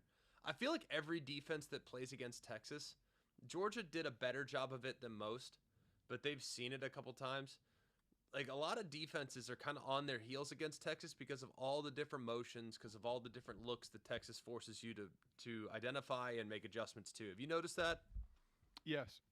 Yeah, absolutely. And, I look at this from the standpoint of, you mentioned it, being built inside out. Cassius Howell and the edge defenders and the blitz packages get a lot of the coverage and a lot of the discussion, but Albert Regis, DJ Hicks, those dudes can play, man. Like, they are top-tier, in-tier defensive linemen in this league. There's not a lot of hype that comes with them, but they are massive literally massive, but also massive in how A&M operates. I think a lot of the linebacker run-through. I think a lot of the linebacker east-west making plays. A lot of the trigger blitzing that happens with some of the linebackers, specifically when quarterbacks get outside the pocket and force them to make quick decisions. A lot of that happens because of what those guys do inside. And I am on board with you. This is kind of a similar conversation that we had about Oklahoma a couple times this year. And I've actually come around on the Oklahoma secondary. I think they're pretty good. It was hard to tell for a long time because they truly weren't tested because the front seven was so good. A&M's front seven is so good. But I still am a little bit of kind of in the camp of might be fine, might not be great. I don't really know. about this Yeah. A&M secondary. Very few teams. I mean, they've had 5 teams on their schedule have converted 2 or fewer third downs in a game. So, they're, number one, they're getting people to those spots. Number two, they're not letting anybody take advantage of them when they do. So, the balls just don't even come out the majority of the time on third and longs against this defense. And a lot of that happens pre-snap with the looks that they give you. I think a lot of quarterbacks just don't know what to do. They don't have the answers from where to go. And if there's one guy that has answers almost all the time, and usually multiple answers, it's Steve Sarkisian. So Arch will have answers, but you can speak to this in a different way than we can. It's going to be about getting to them, knowing what they are, and how fast can he get to those. And probably how calmly he can get to those as well, because we've seen him amped up, and that doesn't always end well. But now, more recently, we've seen him a little bit more calm, getting to those answers, finding those answers quickly. And if he can do that, that's where I think what you stated about taking advantage of things on the perimeter. And that could be quick throws, by the way. It doesn't have to be 40 yards down the field. That could be quick game taking advantage of some of that also.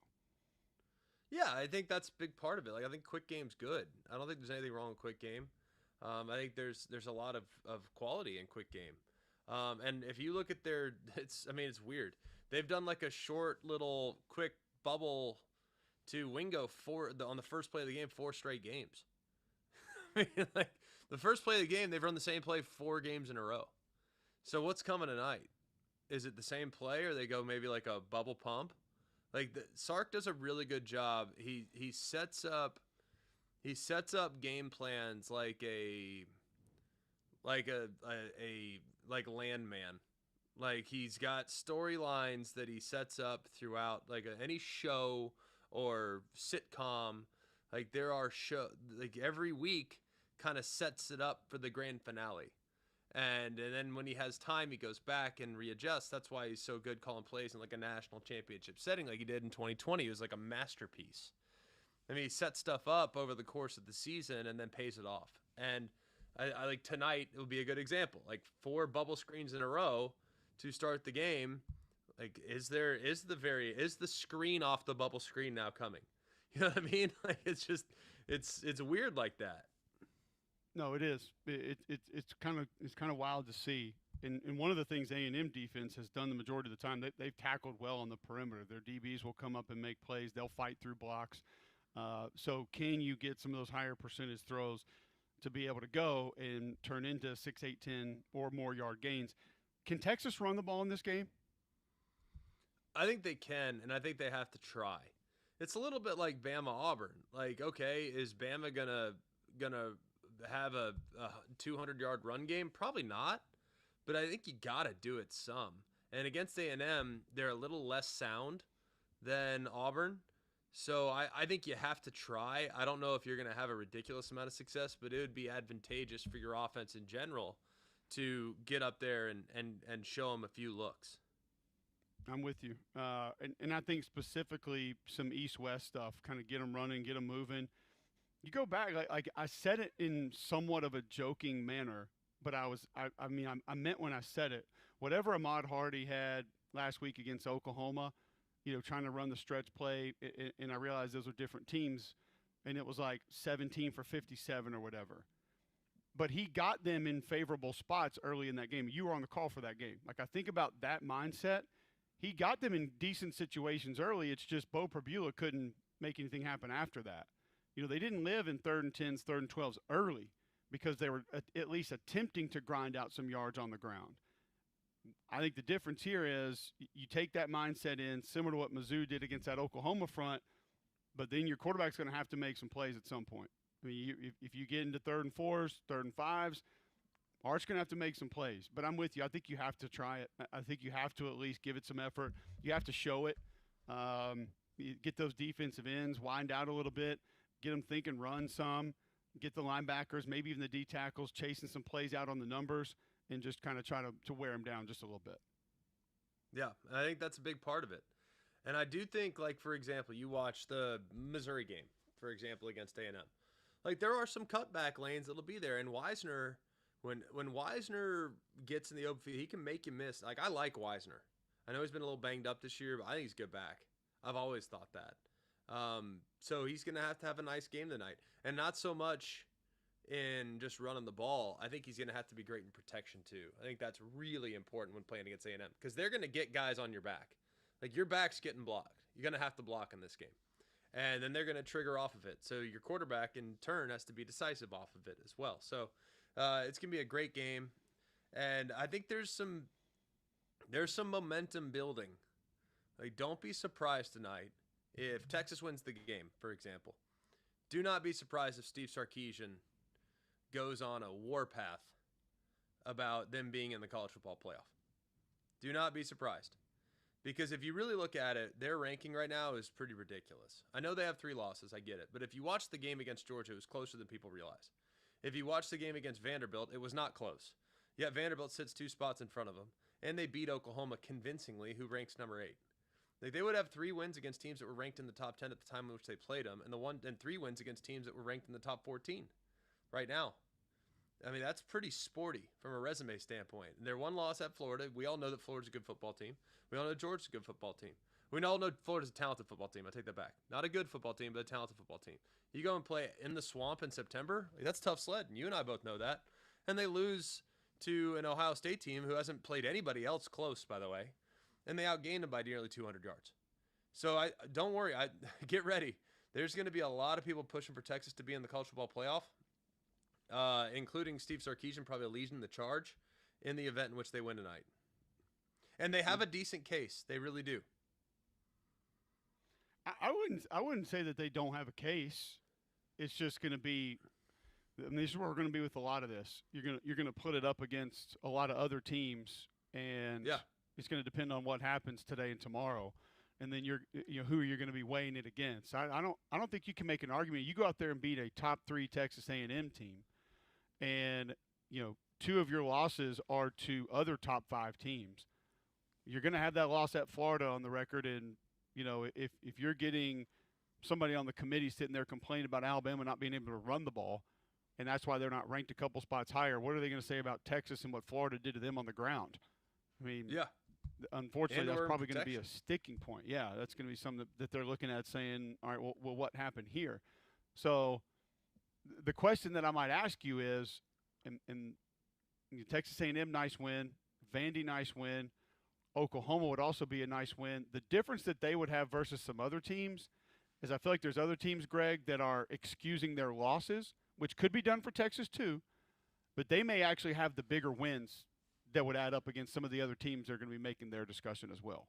Yeah, and I think that's the big key. Is like, all right, Texas lost 1 they shouldn't have lost. There's no shame in losing to Georgia, right? At Georgia. Like, no shame in that. And if you really watch that game, you know that it was a lot closer than the final score would indicate.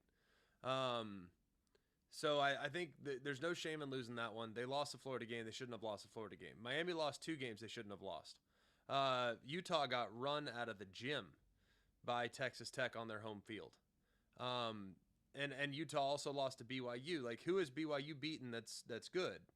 Cincinnati, Utah? Like, why is Utah ranked where they're ranked? Like, right now, who you taking, Utah or Texas? I'll take Texas. All day and twice on Saturday.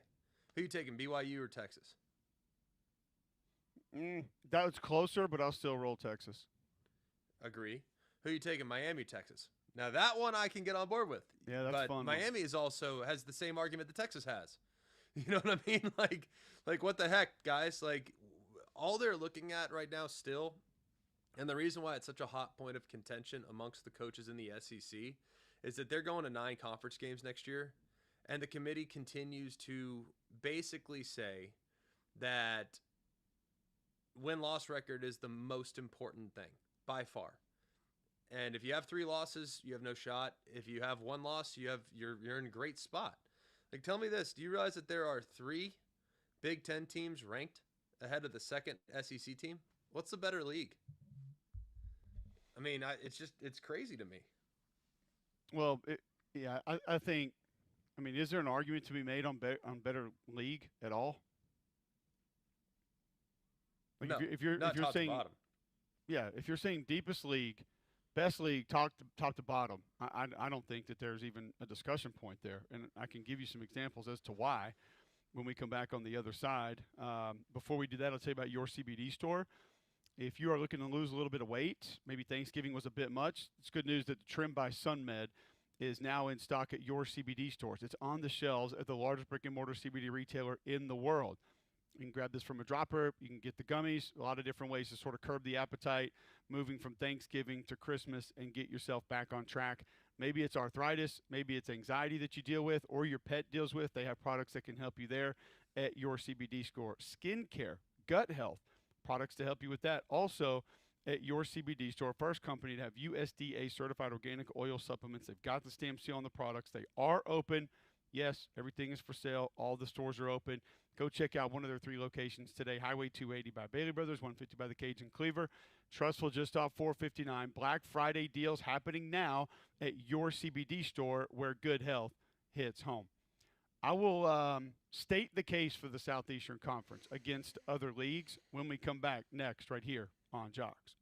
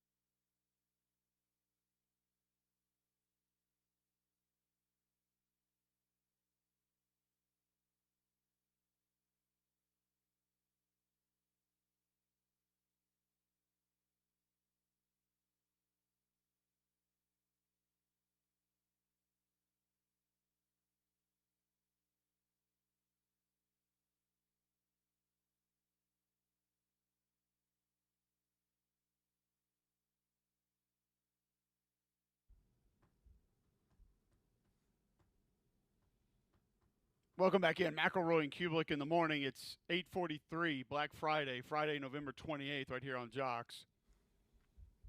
Previewing a massive weekend of college football. 13 games today on Black Friday. 9 ranked teams are going to be in action today. 3 ranked versus ranked games today. That's all on ABC, back to back to back. You get a massive triple header on ABC. GMAC will be on the finale of that. It's Texas A&M at Texas tonight. Tomorrow, you get 3 ranked versus ranked matchups. 51 games. Starts at 11 a.m. tomorrow, Ohio State and Michigan. It will finish with a 10 p.m. kick of Wyoming at Hawaii. The Super Sofa Game of the Week question this week is going to be very intriguing for a lot of reasons, because there are a lot of choices to be made of if you only had one this weekend, which direction would you go? Because obviously you're going to have emotion with rivalries. You're going to have playoff implications. You're going to have conference championship game implications. You got coaches that are hanging on for their lives. You got new coaches coming in certain spots, interim coaches trying to get things done. There's a lot. There's a lot of things to look at. Let's go to that Ohio State-Michigan game for a moment, GMAC. We talked about it with Stanford Steve just a little bit. 11 a.m. tomorrow morning on Fox. Ohio State, number 1, 11-0. Michigan, 9-2. Number 15 quietly has sort of picked themselves up off the mat from earlier this season. Michigan, by the way, is in the Big Ten championship game with a win and an Indiana or Oregon loss. Ohio State is in with a win or Indiana and Oregon were to lose. So good chance that Ohio State's going to get in with a win regardless. They're going to make it. Don't know about the Indiana and Oregon loss both happening. But if either of those lose and Ohio State wins, they're in either way. But Michigan does have a chance to play themselves into the Big Ten title game. They've won 4 straight against Ohio State. This is the 50th meeting of these two teams with both being ranked. What kind of chances do you give Michigan in this matchup, having won 4 straight, probably some sort of mental advantage, and getting it at home? Yeah, see, that's where I'm struggling. Like, yes, there's definitely a mental advantage, correct? We're on the same page there. I don't think anyone disagrees with that. But I think the biggest problem for Ohio State the last couple of years, well, first of all, 2 years ago, Michigan was a better football team. I think maybe even 3 years ago, you could make the case that C.J. Stroud's last year, Michigan was the more complete football team. But last year, that was not the case at all. And you know what the big problem is with Ohio State? And I think there's a lot of programs that fall victim to this. And I don't run a program. Okay, I never will. I don't have any desire to. But I think a big problem for from programs is that they put way too much emphasis on a singular game. You know how many times, seriously, we talked about and this is no slight towards Auburn. You know how many times in the offseason we talked about the Iron Bowl? It'd be 0. You know how many times we talked about the LSU game? 0. You know how many times we talked about the Tennessee game? 0. We didn't talk about rivalry games. Like, it was just the next game. So as a result, while the Iron Bowl, we internally cared greatly about winning it, it was never something that was just the sole focus of attention. And I think Ohio State made a huge mistake with how they approached this game, how they treated this game, never saying the words Michigan. The team up north is the only thing they're ever referred to as, having a countdown clock in their dining hall that is counting down the hours, minutes, days, weeks to the game against Michigan. Like, they just made this game into way too big of a deal. And as a result, the second things got a little sideways, they got tight. And the second things got a little tight, they started to play out of character football. I think this year they've treated it just like every other game, and that's going to be really healthy for Ohio State in this matchup. And I don't know how y'all treated the Iron Bowl or your rivalry games, but it was just another game. Like, I think they made a huge mistake with that, and I think Ryan Day's adjustment now is going to be helpful for them going forward.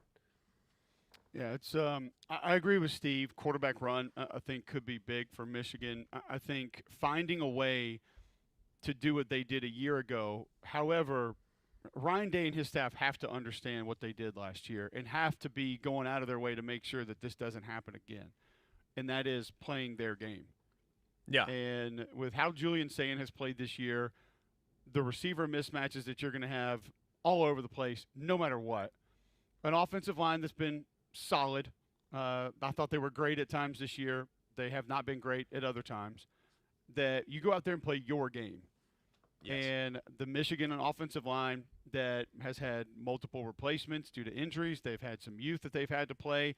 They, too, kind of similar to Ohio State, have gotten a little bit better as the year has gone on. You want to try to make them play your game. And I just don't know if Michigan can force Ohio State's hand that way again this year, GMAC. Yeah, I agree with you. Like last year, Ohio State got caught trying to beat Michigan by playing Michigan's game, and I don't see that happening this year. Do you? No, I don't. I don't think that happens. I can't go against Ohio State in this one. I'm taking the Buckeyes. I think it'll be a confident. I'm not going to say convincing, as in like 3 touchdowns, 17 points, but I think it's one that it's not going to come down to the wire. I'll put it that way. I think they're going to roll them. Okay. There we go. Big. All right, so there's Ohio State and Michigan. You got that one in. Damien, Ohio State, Michigan, which way are you going? I think Ohio State gets it done. You think they roll them like GMAC does? I wouldn't necessarily say roll, but there'll be some separation in the fourth quarter. Yeah, more like a Hallmark ending. You know? Something like Kill that. him. Got him. Yep, there you go. All right, He go. we'll continue rivalry weekend previews next right here on Jocks.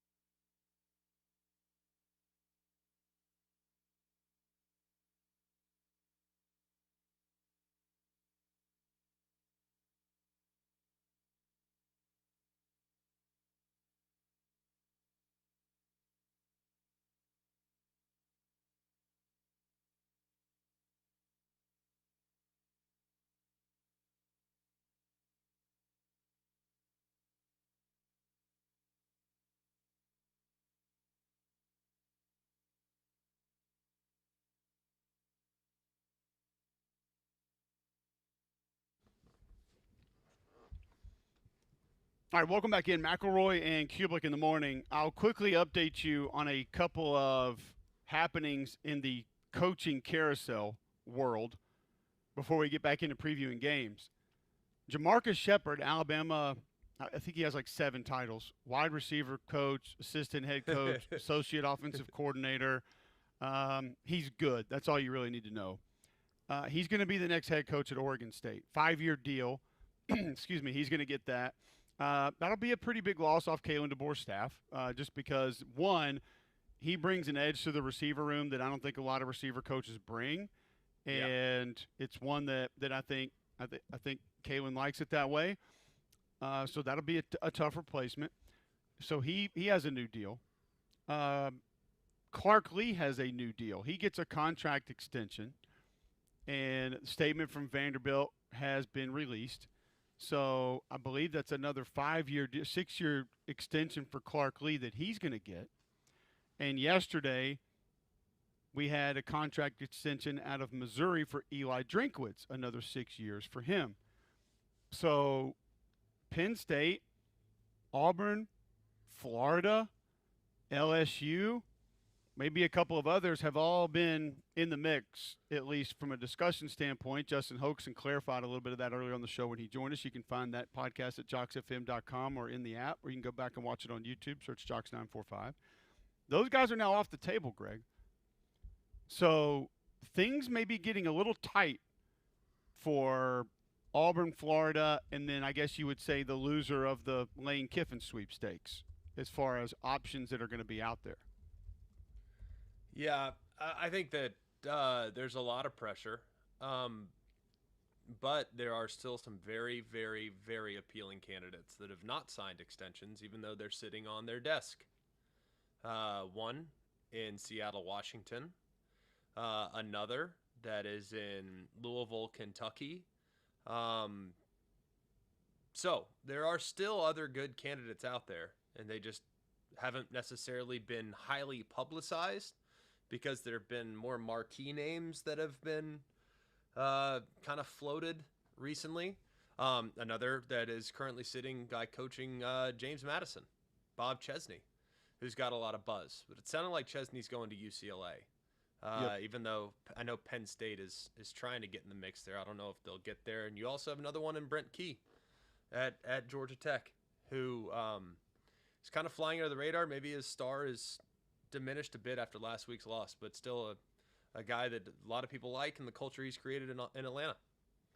So there's going to be a lot to pay attention to. A lot of names out on the table, a lot of names taken off the table with how things are going to go and how we're going to roll with these coaching searches. We got to get through games first, though. We have a number of games today with massive intrigue. Huge slate of games tomorrow with massive intrigue. When we come back, one of those games, the one Greg's going to be on the call for tonight, Texas A&M. Billy Lucci going to join us to give us his thoughts on this year's edition and what we should expect. All that and more next right here on Jocks.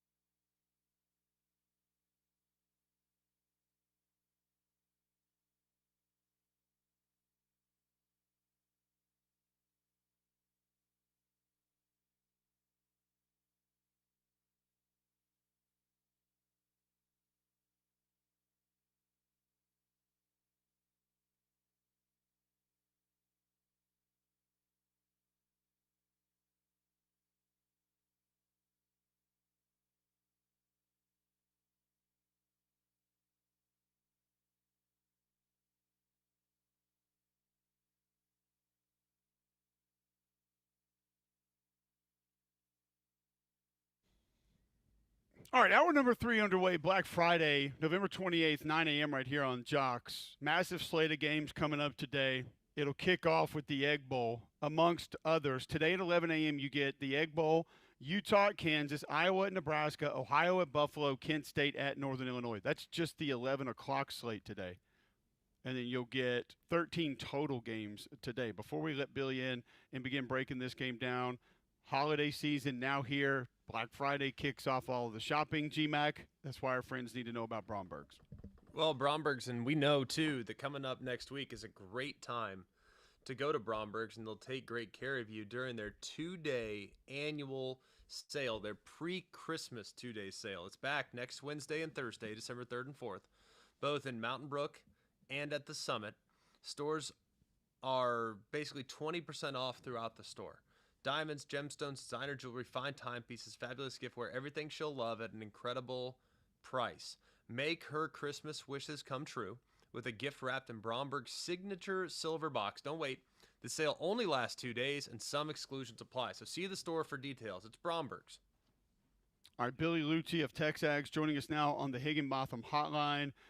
We know he is going to be dialed in to Texas A&M at Texas tonight, Billy. Just for our listeners that don't really know, actually, you know what? I got a different question to start with you. When was the first time you heard this game referenced as Lone Star State Showdown?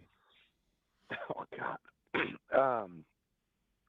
First of all, McElroy's read brought back memories of a summertime dinner I had with Frank Bromberg and Bucky McMillan here at the Republic. So Frank probably owes me some like jewelry from that one or something. Be careful. You don't want to implement anybody any tampering there. There you go. That's true.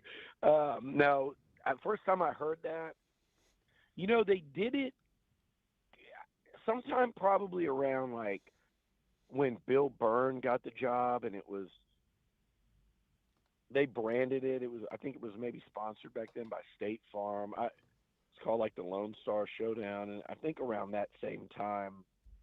But they weren't calling this that when you were like a kid running around, were they? No. Yeah, It was. I didn't think so. Probably around 2000, like late or midway, early Big 12, I guess it was. They started doing that once they started naming everything. But nobody. I guess technically I'm guilty of writing it sometimes. You grew up calling it A&M Texas or Texas A&M, whoever you were rooting for, really. That was it. I mean, that's all I knew. I wasn't an Aggie or a Longhorn growing up, moving in from New York, so I just remember all the kids. I had certain friends that would wear maroon and white to school and some that would wear burnt orange, and they'd all talk trash to each other when we were little kids, and I was like, what is this? It is. I grew up with the rivalry too. I never referred to it as the Lone Star Showdown. It was Texas A&M, and or Texas A&M Texas. It was just that was what it was. It was never. It was like the game. Like we knew when it was. Like the Thanksgiving game. Like I could care less who the Cowboys are playing. When do the Aggies and Longhorns play? That was kind of the way it Thanksgiving went. night. Thanksgiving night. You'd sit there with all your friends and family and watch it. That was it. Yep. And that was before there was an NFL game at night. Like the Cowboys game would roll right into Texas A&M, and that was what we did. That was how we did it. I'll tell you, my favorite A&M Texas, or not my favorite, maybe my most vivid A&M Texas memory, or like my first lasting one, I guess you'd say, is my sophomore year at A&M. It was the same day when the Cowboys played the Dolphins in that snow or the ice bowl, whatever it was, when they touched the blocked field goal and the Dolphins recovered and the Cowboys ended up losing that game. They had blocked it. Somebody, it might have been Leon Lett, ran down there and touched it. That night, A&M Texas at Kyle Field, I think I was sitting in the worst seat in the stadium, top deck, cornered up in the furthest corner of the stadium, and it was about 20 degrees. Leland McElroy, I think, returned the opening kickoff of the second half for a touchdown, and A&M went on to win that one. Wow, throwback right there. Leland, no relation to Greg McElroy. Yeah. No, definitely related. Definitely related. I got all my athletic ability from Leland. Yeah, 100%. Definitely same speed, same difficulty bringing me down in the open field. Same exact player. When you look at this one, man, I mean, it's been fun to watch the Aggies this year. A lot's been made about who they've played, how good are they really. Like, I think they're pretty dang good. I've thought that from the get-go. Are they benefited from having played a slightly more manageable schedule than some of the other teams? Sure, but like it's not their fault. Yeah. So what is kind of the onus, or what is kind of the scuttlebutt around Aggie faithful? Because it feels like the Aggies are optimistic, but they're not all in yet for whatever reason. So how are the fans kind of reacting to the 11-0 start? Yeah, they're getting there. They're getting there fast. I mean, I think part of it, and Greg, you know this when you said that when we just talked about all that stuff. Part of it is that Texas is still sitting there. I think once they get past that, and by the way, everybody that keeps saying there's some media people that don't do their research, and that does not include you two. But there's a lot of people that are like Texas A&M has a problem in Austin. They haven't won there since 2010. They won the last game they played in Austin. So I don't. I've heard that all week, and it drives me nuts. Like all you have to do is look it up. Like it's your job to know that, but or at least to not be that wrong. I don't expect you to know it, but don't be that wrong. But I do think the fans have a mental block of like, okay, I want to see us beat Texas, then I'm fully sold. Forget about Notre Dame. But yeah, I think that schedule thing, nobody's really worried about it on this side. It's just something that's fun to argue about. It's like you said, and you guys watch it. If you watch this team play, you see some of the kind of runs they go on against teams that, yeah, they're at the bottom half of the SEC, but other teams aren't doing to them what A&M's been doing. Like, and you got to remember when they played Florida, not today's Florida, but Florida coming off of a win over Texas, and they went 24-3 there to close that one out. 35-0 after the half against LSU, 28-0 after the half against South Carolina, 31-0 run against Mississippi State. So when you watch it, you know you're watching good football. You know you're watching one of the better teams in the country. Now, this playoff will determine exactly where they stand along with everyone else. And guys, I'll be honest, that's what's I've been driving me nuts is in the last week or two, they've been on the attack. I feel like nationally, A&M schedule. Are we not going to address Oregon or Indiana, or even though I think they're the best team in the country, are we not looking at who Ohio State's played? I No, mean, you're not it's allowed wild to do to that. me. That's illegal. Yeah, and then Texas Tech, like I think again, just watching them, I think they're really good. But unless you're going to convince me that the greatest football in the country is played in the state of Utah, then we can break their schedule down as well. So that part of it's been funny to me. But yeah, I think we're watching a really good team, and you guys have followed A&M this whole time since they've been in the SEC, and Greg, you longer. In terms of like having a chance at an SEC or a national title or making a deep run in the postseason, this is A&M's best team built for that. I know the 2012 team was so good at the end of the year, but there was no playoff at the time. So you didn't have this kind of hope, no matter how good Johnny and Swope and Mike Evans and those guys were playing. So this is the first time we've gone into the end of November in this Texas game where you go, man, this is an A&M team that can really do some big things this year. Absolutely. All right, Billy Lucci joining us on the Higginbotham Hotline, TexAgs.com, where you can find his work. What do you view as the biggest threat to Texas A&M that Texas poses in this game? I think part of me wants to say it's the over-the-top passing, but I don't know if Arch will have time for a lot of that. I mean, yeah, I expect them to connect on a couple. I think the biggest threat would be if A&M can't run it early. I mean, I still think they're used to that. If you look at their stats, a lot of times a lot of their rushing yards come in the second half. But, you know, you want to keep that Texas pressure. Simmons, Burke, Hill, if he goes, I think he'll go. You want to keep that pressure off of Marcel as much as you can. And South Carolina got to him a lot in that first half in terms of just rushing things. I think it affected his footwork, his timing, all that. Greg, you're QB. You know, anytime a quarterback gets under pressure, But the difference with Marcel, when this team's running the football and he can go off play action, it is pretty dang significant. And even if A&M does have a hard time running in the first half, I still think that's still a winnable game. But that's when you get into one of those, okay, it's going to be a 4-quarter coin flip type of thing. I remember talking at the SEC championship or at the SEC media days, and we're sitting there, and you asked me a lot about their wideouts. I'm like, look, I think Craver's good, but Concepcion's different. I remember talking about that, and I think Concepcion's been even better than I expected, and I think you can make a case they have the most juice at wide receiver in the SEC, and it's really fun to watch. So. How big a difference have the receiver transfers made and really just their ability to take what is a 5-yard completion, take it the distance? You know when obviously we noticed it against Notre Dame. I saw it all spring. But when they went to Baton Rouge and it was A&M with those receivers and Reed and the skill guys that just LSU couldn't keep up with, Ashton Bethel-Roman catching it one-handed and going 50. I was going, man, it is so refreshing to see an A&M team that a team like LSU, it's not them with the players that the other team, like you said, take the short one into a long one. And that's always been the case where A&M's been on the short end of that in the Texas matchup as well. And I think this is a time where they're not. And those guys they're game changers, man. And I think, I was with you on Concepcion, and I agree. He's been better than advertised. And I also feel like there's one coming for Craver, like one of these big-time games. Maybe not 200 like he did against Notre Dame, but he'd been battling an ankle injury, so getting Samford and getting some time off will be good for him, and hopefully he has that same kind of juice that he had early in the season because they're both special. Like you said, they're so sudden. They can take the short one and the long one. Both of them can get behind you.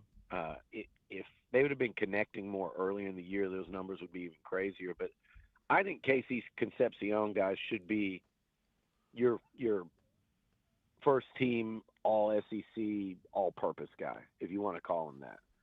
I mean, there's him, there's Branch, there's a couple great ones, but he has been an absolute game changer for A&M. And now that you got Bethel-Roman playing like he is, that's really perfect timing as we get ready for the postseason because he's as fast as those two are as well. Billy Lucci joining us on the Higginbotham Hotline talking Texas A&M, Texas. How much of this game do you think the staff wants to be in Marcel Reed's hands? I think quite a bit. I think they're comfortable putting it in his hands and letting him get the ball to his playmakers and I think hands and feet, his legs. I think this is one of those games where it's like, if it's there, go get it. And I don't think they tell him that.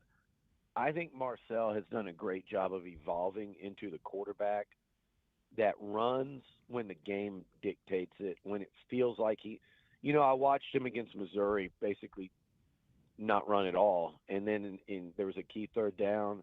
He went and got it. There was a 2nd and 13. He ran for like 30 in the fourth quarter. Same thing with South Carolina there in the second half. Okay, now's the time I got to start pressing with my legs. Same thing early in LSU. He just has a good sense, in my opinion, of when, okay, this is the time calls for this now. And when he doesn't have to, he doesn't really do it. I think this is one of those games where mentally he's going to go into it going, I'm going to make some things happen running. That's going to be what I need to do against this defense. We were with him last night for a while. Dude, he is so skinny. Like, I'm amazed. I mean, he is skinny. Like, do not run. Seriously, like that scares me. You know what I mean? My thing is run when it's open, run when it's wide open, where you can kind of see everything happening. I don't like him in designed running game. I mean, it's funny. They were giving me a hard time. Like, oh, how come you never ran like him? They were busting my chops, and he left the room. I was like, dude, I weighed 50 pounds more than him when I was playing like, college I'm carrying football. A little Seriously, more. Like I was 230 pounds, and he's got it. If he's 180, I'd be surprised. It's amazing.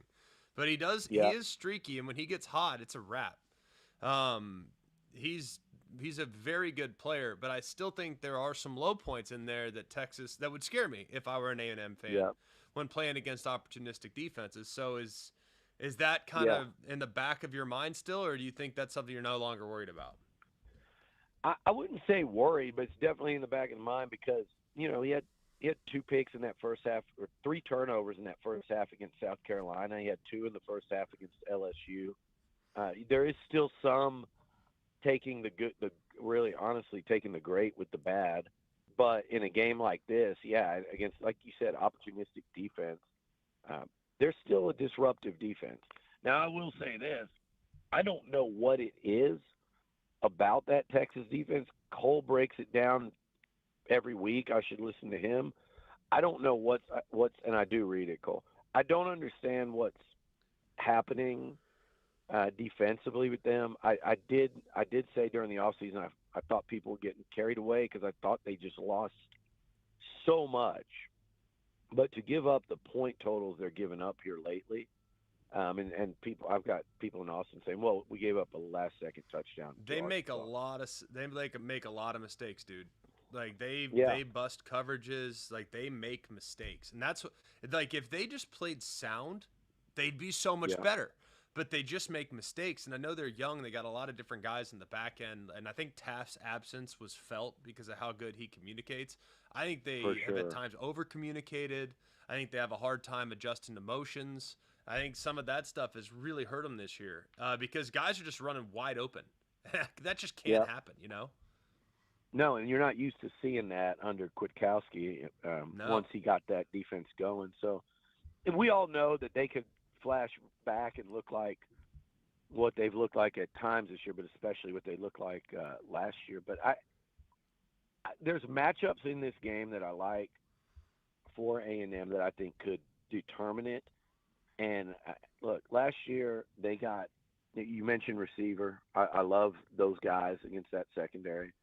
Um, the offensive line, I think, is one of the best in the country, and they weren't up for the task last year against that Texas defensive front. Broughton and Collins and those guys had some grown men there last year, and now it's A&M. It's kind of flipped where the Aggies have that on the offensive line. They did a great job of bringing back not the starting 5, but all 7 of them in the NIL portal era. That's very difficult. They did that, and it's paying big dividends. And then the other thing, GMAC, is when Texas has the ball, I've been really impressed with Arch's improvement. But one thing I haven't heard mentioned, and I don't expect A&M to do this, but this Texas offense that lit up Arkansas and has everyone buzzing, and I said, in 4 of their 8 games against Power 4 competition, they've produced 1 touchdown offensively. That's a wild stat in 50% of their games. And I'm not saying A&M holds them to 1 touchdown, but I'm saying I'm not going to lean all the way into what they did against Arkansas and Vandy with that Georgia game of 10 points in between. I don't think A&M's defense is elite, but it's elite at times.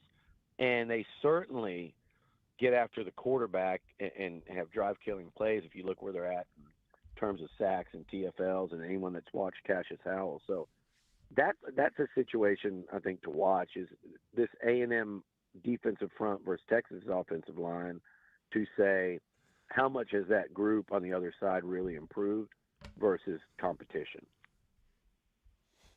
It's an interesting thought, and it's going to be an interesting game. How do you see this one playing out ultimately? Where does this game go and why? I think A&M wins this thing close. I don't expect, the reality is A&M against, I think, similar level teams this year. And I know people look at the records now and say, no, they're not. But, like, Mississippi State was very unfortunate not to win that game by multiple scores. Florida beat them. I think LSU at the time A&M played them on that level. I look at Missouri's defense. I think they're really damn good. They put up 38 on them. A&M has pulled away from these teams. I don't think they do that tonight. I think it's a close game throughout. I like A&M somewhere in the 30 to 24 range. I think I think both offensives have their moments. Both defenses have their moments. I think both Reed and Arch play well. but throughout the course of the season, this has just been better football team, and I think they're on a mission. I don't think they're listening to any of the noise about if, hey, you could get a home. There's a silver lining if you don't win, which is a home playoff game. I think this team just wants to keep that zero on their ledger, and I also think, look, you motivate how you can, right? You motivate in any way you can. This team's been motivated by the payback factor a little bit. I've been around them. I've heard them. I've seen them on the sidelines during games. Notre Dame, Auburn, South Carolina, Sellers in particular, the way he did them last year, and now this. That seems to be something that motivates them and gets the best out of them. I see A&M close, but I think it's going to be 60-minute dogfight, honestly. All right, Billy. Great stuff, man. Thanks for joining us. We love catching up with you, and man, this one's got to be fun. I know you're excited about this one, just to cover it, just to see what it's going to be about, see what it's going to be like. It's going to be a fun game, man. Heading out now, so I'll see you tonight, Greg. All right, buddy. All right, buddy. Talk to y'all later. Thanks, Colt. There you go. Billy Lucci of TexAgs.com joining us on the Higginbotham Hotline, previewing Texas and Texas A&M. Going to be a good one. We got more on that one coming up a little bit later in the show, but I'll tell you about Game Day Men's Health now. If you're feeling on edge, lacking energy, lacking sleep, Game Day Men's Health wants to help you. Maybe after yesterday, need to lose a little bit of weight. And after the amount of strawberry pretzel salad that I consumed yesterday, that might be in the cards for me. Go to GameDayMen'sHealth.com today. Sign up for the free consultation, free PSA test, free testosterone test. They're going to let you know where your baseline health is and then present the options that they have for you to be able to help you feel better. Not just those weight loss programs, peptides in stock now at Game Day Men's Health. Open in Trustville, offices in Tuscaloosa, Vestavia, and more. Locker room environment, holistic approach to health and wellness, great people. Go to GameDayMen'sHealth.com right now. Sign up for the free consultation. Just see what they can do for you with minimal upfront costs to get started. GameDayMen'sHealth.com. All right. We continue a Max Ball Black Friday next right here on Jocks.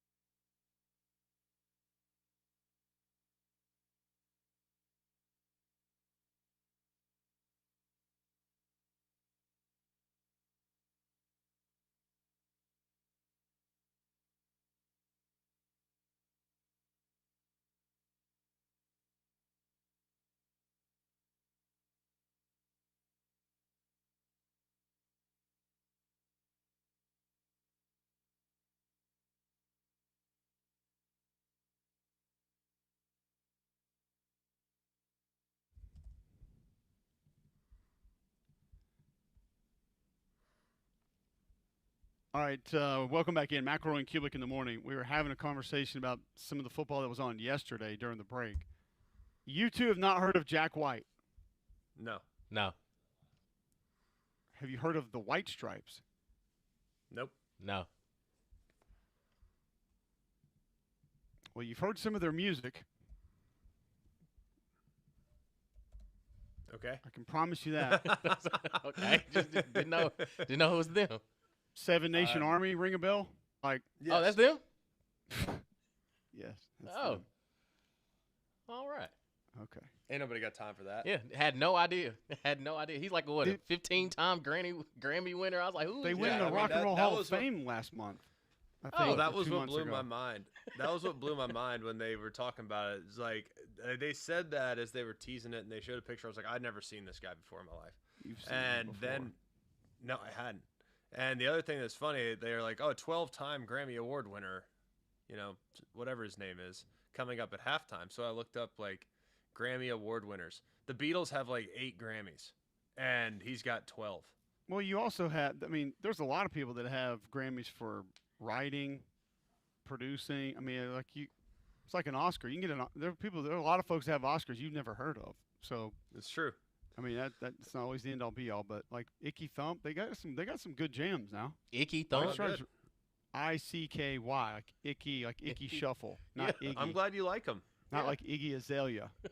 I didn't have Cole as a diehard White Stripes guy.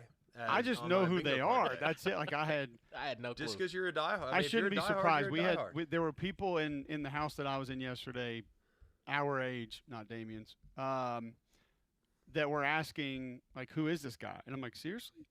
He's kind of there was some weird stuff that came out. He's a weird dude, also, and I think maybe No. yeah. But I thought the don't show was say. good. I thought they were good last night, and so Oh, cool. yeah. Well, I'm glad you liked it. You didn't That think makes the me happy halftime for show you. was good? They bring Eminem out. You didn't think it was good? I was watching tape. I was not. I Oh, was not. committed to the grind. I was not worried about the dang halftime show. Like, no. Nobody watches prepping regular ball. TV in here. Yeah. NFL's.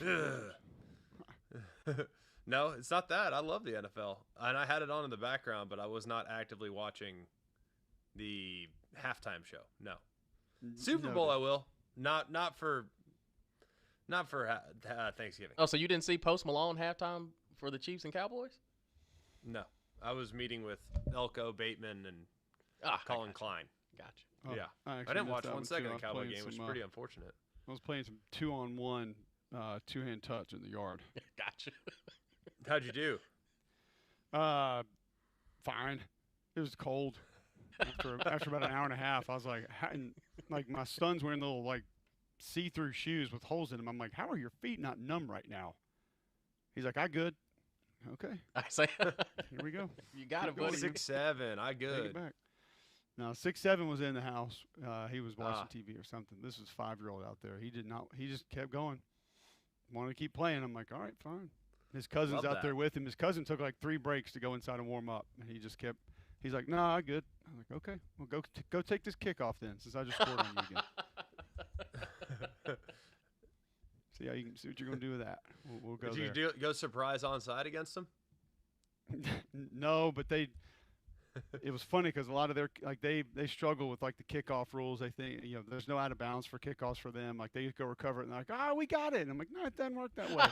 You can't just throw it out of bounds. There's a back of the end zone too. Like you can't go 57 yards past the back of the end zone and just go get the kickoff. Like that doesn't work that way. So we had to have some rule discussions on there are actually parameters in which you can play. You can't just Yep. retrieve the ball anywhere that you want. So we did discuss. there some are of that rules here. yesterday. Just a few. Confirmed. Just a few. All right. Before we get to some of the games coming up tomorrow, tell our listeners about Crocker Moving Services. Well, they are awesome. And Crocker Moving Services is a local company owned by an Iraq War veteran, Eric Crocker. Crocker believes in hiring movers you can trust to complete full background checks and run drug tests on every single employee. These are good guys, and you can trust them in your home. Whether you need your whole home packed up and moved, your company headquarters moved across country, or you just want them to come rearrange your living room, these guys got you covered.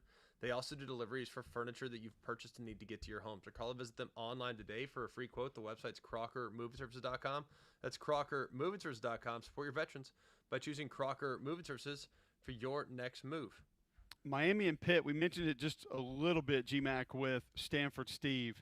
You brought up Pitt being able to block Miami or the inability of, and that being likely. I think that's a big issue here. Can Pitt force Carson Beck into turnovers? Because that seemingly has been the formula to give Miami trouble this year.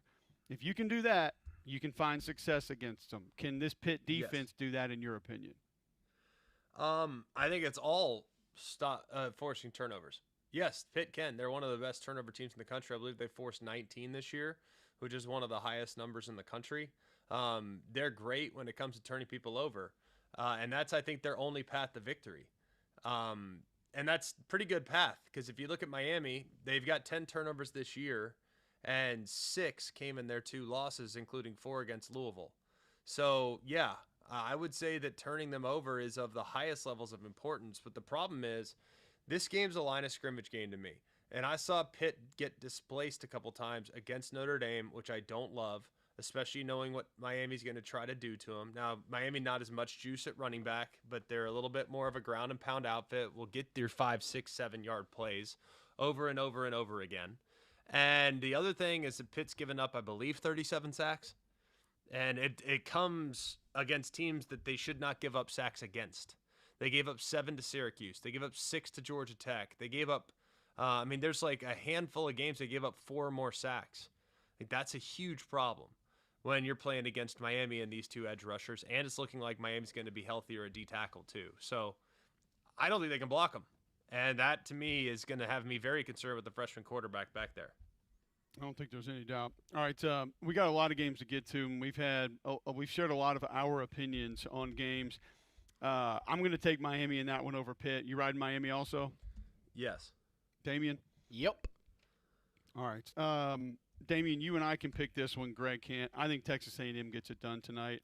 I think they can cause more problems for the Texas offense than the Texas offense can for the Texas A&M offense. Expect both to go a little bit more ground and pound early on than maybe some of you expect. And then I think who can continue that is going to be big. Ultimately, though, and I realize this is super cliche, floor level, like the quarterback that doesn't make the most mistakes is going to win this game. And both have made mistakes across the course of this season. I realize that's super simple, super easy, but I also don't say that a lot. I mean, I don't preview a ton of games that way. But honestly, both of these defenses have guys that can force quarterbacks into mistakes. Both of these quarterbacks have shown to either miss or make mistakes multiple points throughout this season. I just think in this one that's the difference. And I don't give that every week for a lot of different games, but for this one, that's kind of how I see it. I'll take A&M. I think different than Billy, Greg, I think they kind of try to keep the ball out of Marcel Reed's hands for more of this game than some people believe. I don't think they go in and just let him throw it all over the yard. No. I think they'll try to run it. I think they'll absolutely commit to the run, but I think Texas is going to be pretty good against the run. I think Texas will be concerned, and understandably, about the receivers. Like, that's the biggest fear playing A&M, is you cannot let these receivers get behind you. And that's something that's led to a lot of big plays underneath on catch and runs. So, how aggressive will Texas get up on the perimeter and getting up and challenging these wideouts, knowing that they can get behind them in a hurry, and it just can take one play, and it's all she wrote. And Texas has been kind of a bend-don't-break team. That's not who they want to be. But this year they have been. They've broken a lot, and they've struggled with communication. They've given up big plays as a result. So that's something I'm real curious about in watching Texas and seeing how much of their plan is comparable to what they've been all season. Or will they be a little bit simpler and maybe just be assignment sound football as opposed to, trying to confuse and disguise and do things like that actually lead to more problems for themselves. There you go. All right, so when we come back, why don't we let the computers decide who is going to win games this weekend? We will hear from the Rubik's Cubelic, but not until I tell you about Gusty Goulas and the Gusty Goulas Group. If you're looking for a new home in Central Alabama, it's got to be the Gusty Goulas Group. Why? Well, they've served over 3,000 home buyers and sellers in the greater Birmingham area. So if you want to get rid of your home, if you're looking to get into a new home, they've got that network of customers to be able to help you. They're going to know what's coming available before it does, and they're going to be able to get top dollar for your home because they've put so many more and sold so many more in that market. Gusty has over 850 five-star Google reviews. invests thousands into the latest tools, latest marketing, and also knows that when you list with them, you're going to be a priority. 205-542-1996. 205-542-1996 to get in touch with the Gusty Ghouls Group, or go to GustyGhoulsGroup.com. You can smash a button at the top right-hand corner of your page right there. Very little information. Find out what your home is worth. It's that easy with the Gusty Ghouls Group. Go to GustyGhoulsGroup.com today and start packing. Computers decide next. Mac and Cube in the morning.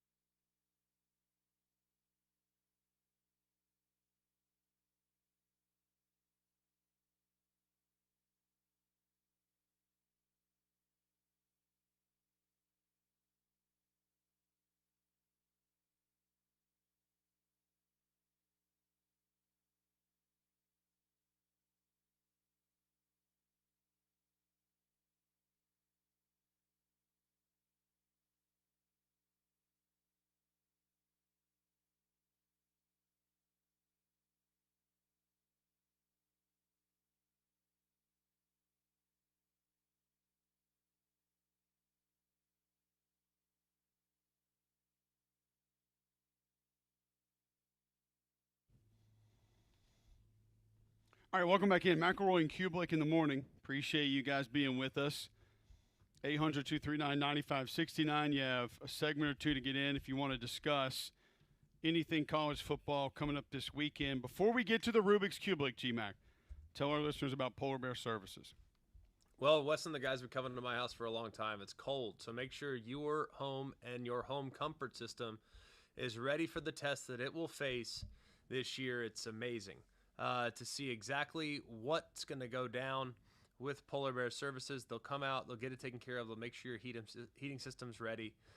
They can do system tune-ups, duct cleaning, repair, new installation. Call them for any of your home comfort system needs. They can also help you with electrical work, plumbing, and whole home generator install so you're not in a bind when the power goes out. I've been using Polar Bear Service for a long time. They've always taken great care of me, and I know they will for you as well. So remember, if you have a problem with your electrical, plumbing, heat, or air, just pick up the phone and call the Bear. It's 205-497-BEAR.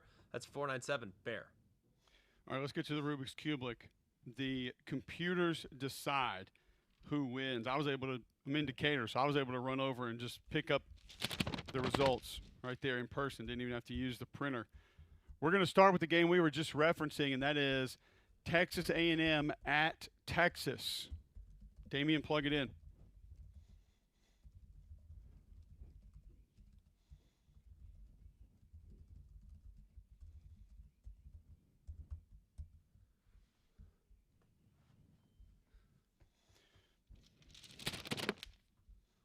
Game's obviously in Austin. That's advantage Texas. 195, technically 196 to 121 in the rush yards, advantage A&M. Texas actually has a better rush defense, allowing 93 yards per game. A&M at 118. Your turnover margin, a massive difference in this game. Texas plus 10 on the season. They're 10th in the nation. Texas A&M minus 5 on the year. I think a lot of folks would be really surprised by that. Now, your penalties, 82 for 7-12 for A&M, 89 for 7-25 for Texas. No real differential there. Third down offense, 41.8 to 40.8. No real offset there. Now, third down defense, a little bit different. Texas allows 35%. A&M allows 22% of their third downs to be completed. That is elite. And by a margin of plus 0.5 on rivalry weekend, the Rubik's Cubelic likes the Texas Longhorns to knock off the Texas A&M Fighting Aggies. Wow, Rube Cube. Oh, boy. Controversy already. Already got controversy.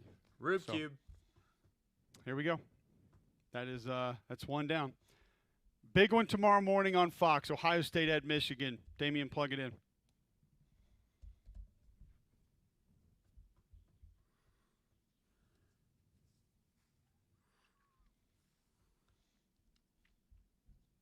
Game is at Michigan. Obviously, advantage Wolverines. 170 yards on the ground for Ohio State. 223 on the ground for Michigan.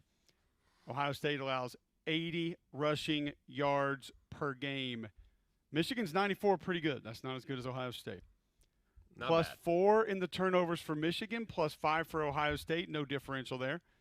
48 flags, 437 yards for Ohio State, 47 for 410 for Michigan.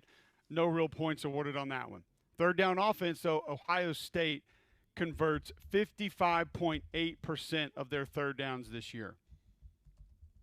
It's pretty good. Michigan, 48%. That's advantage Ohio State. Your third down defense, Michigan allows opponents to convert 36%, Ohio State 29%. That's advantage Buckeyes by a margin of +1. The Rubik's Cubelic likes Ohio State to win. No Just real +1. surprise there. That's it. No Rube Cube blowout loves called by the academies. computers. Rube Cube loves academies and Michigan. Those are the only teams it likes. That's it. Yes. No other team has any chance of winning, including Texas. But there we go. All right, nonetheless, we move on here in letting the computers decide who's going to win. Clean old-fashioned hate coming up later today on ABC. Georgia at Georgia Tech. Damian, plug it in.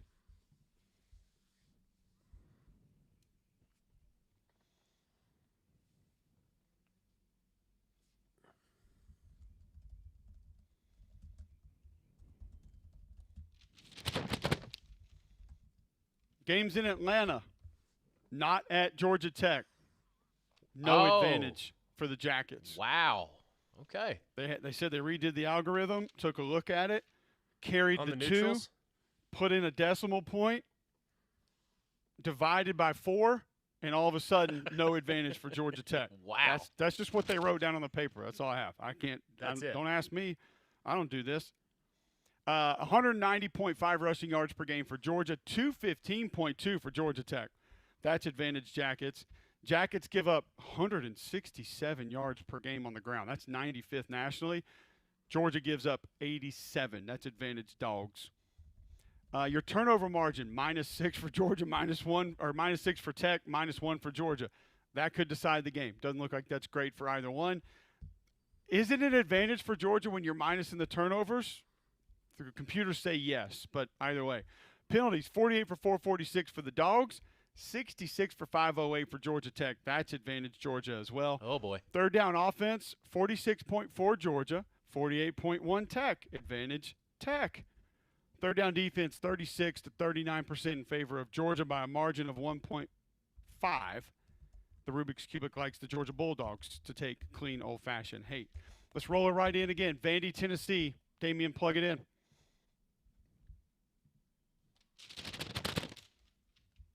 Game is in Auburn, or excuse me, game is in Knoxville. Oh, boy. And actually, that would be great if we had that That'd be game. great. That was Wild doubleheader, Auburn. right, same field. Get the grounds crew out there in between games trying to fix the divots. All right, so games in Knoxville. That is actually an advantage for Tennessee, believe it or not, because it's in their actual stadium. 174 on the ground for Vandy per game, 183 for Tennessee.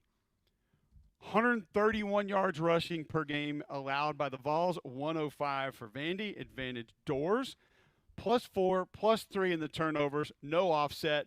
74 flags, 687 yards for Vandy, 71 for 607 for Tennessee. No true offset there, no true advantage. Vandy converts 51.8% on third down.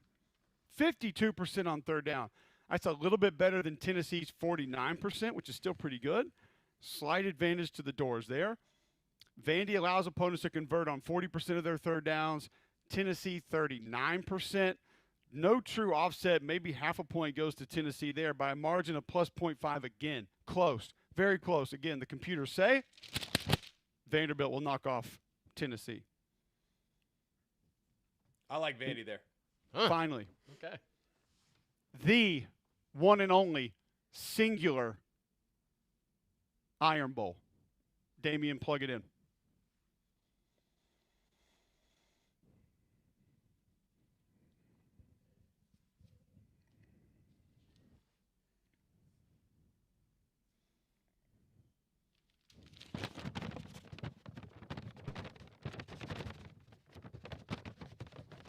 Sorry, it took a second to get that. Just wanted to clarify. We got this one right. This is a big one. We can't mess this one up. 123 per game on the ground for Alabama. 179.1 for Auburn. Advantage Auburn. And this one is at Jordan-Hare Stadium, by the way. So Love that. That is advantage Auburn. Your rush defense, 121.8 per game allowed by Bama. 94 allowed by Auburn. 11th in the nation. Advantage Auburn. Turnovers, Alabama +6 on the year. Auburn +11 on the year. Advantage Auburn. Oh, boy. Penalties, 53 for 453 for Alabama, even though everybody thinks that they're definitively against them. Auburn is 100th in penalties on the season, 83 for 680. Goodness triple gracious. That's almost a double up in the penalty department. We don't get that very often. Advantage Alabama. Third down conversions, 49% for Bama, 38.8 for Auburn. That is advantage Alabama. Third down defense, Auburn allows 36.6% converted on third down. Alabama allows 33.3% on third down. That is advantage Alabama. We go to a tiebreaker. Oh, my gosh. Which forces a second tiebreaker in which by a margin of +0.25, the Rubik's Cubelic selects Auburn to defeat Alabama. Wow. I just read the receipt. Wow. I read the receipt. That's it. Homer. I just read the receipts. That's all I do. I don't know. Homer. Your Rubik's Cubic numbers for this weekend: Auburn +0.25, Vanderbilt +0.5, Texas +0.5, Georgia plus 1.5 and Ohio State plus 1. Thoughts on the computers? This is why we went Not- away from the BCS. This Yeah. is the reason. But hey, they That's all want it exactly back why. though. But everybody wants it back now. Gotta have it. Gotta Y'all have want it the back. Need it algorithms back. to decide. I mean, I don't have that many issues with the computers. Like, I think all those games are gettable. The one that I think is the most wrong is Georgia Tech, Georgia. You think Tech keeps it closer? No, I think Georgia's gonna absolutely roll Tech. Oh, you think plus 1.5 not enough? It should be like plus 3 yeah, or that doesn't 4? feel like enough. Yeah, it I, doesn't yeah, feel I like would say Ohio State would be the one that I'm probably plus 1 doesn't feel like enough in that one for me. enough. Yeah. That would be the one that was just like way off for me. All right, we will we'll give you our final thoughts on that game and a Super Sofa game of the week next right here on Jocks.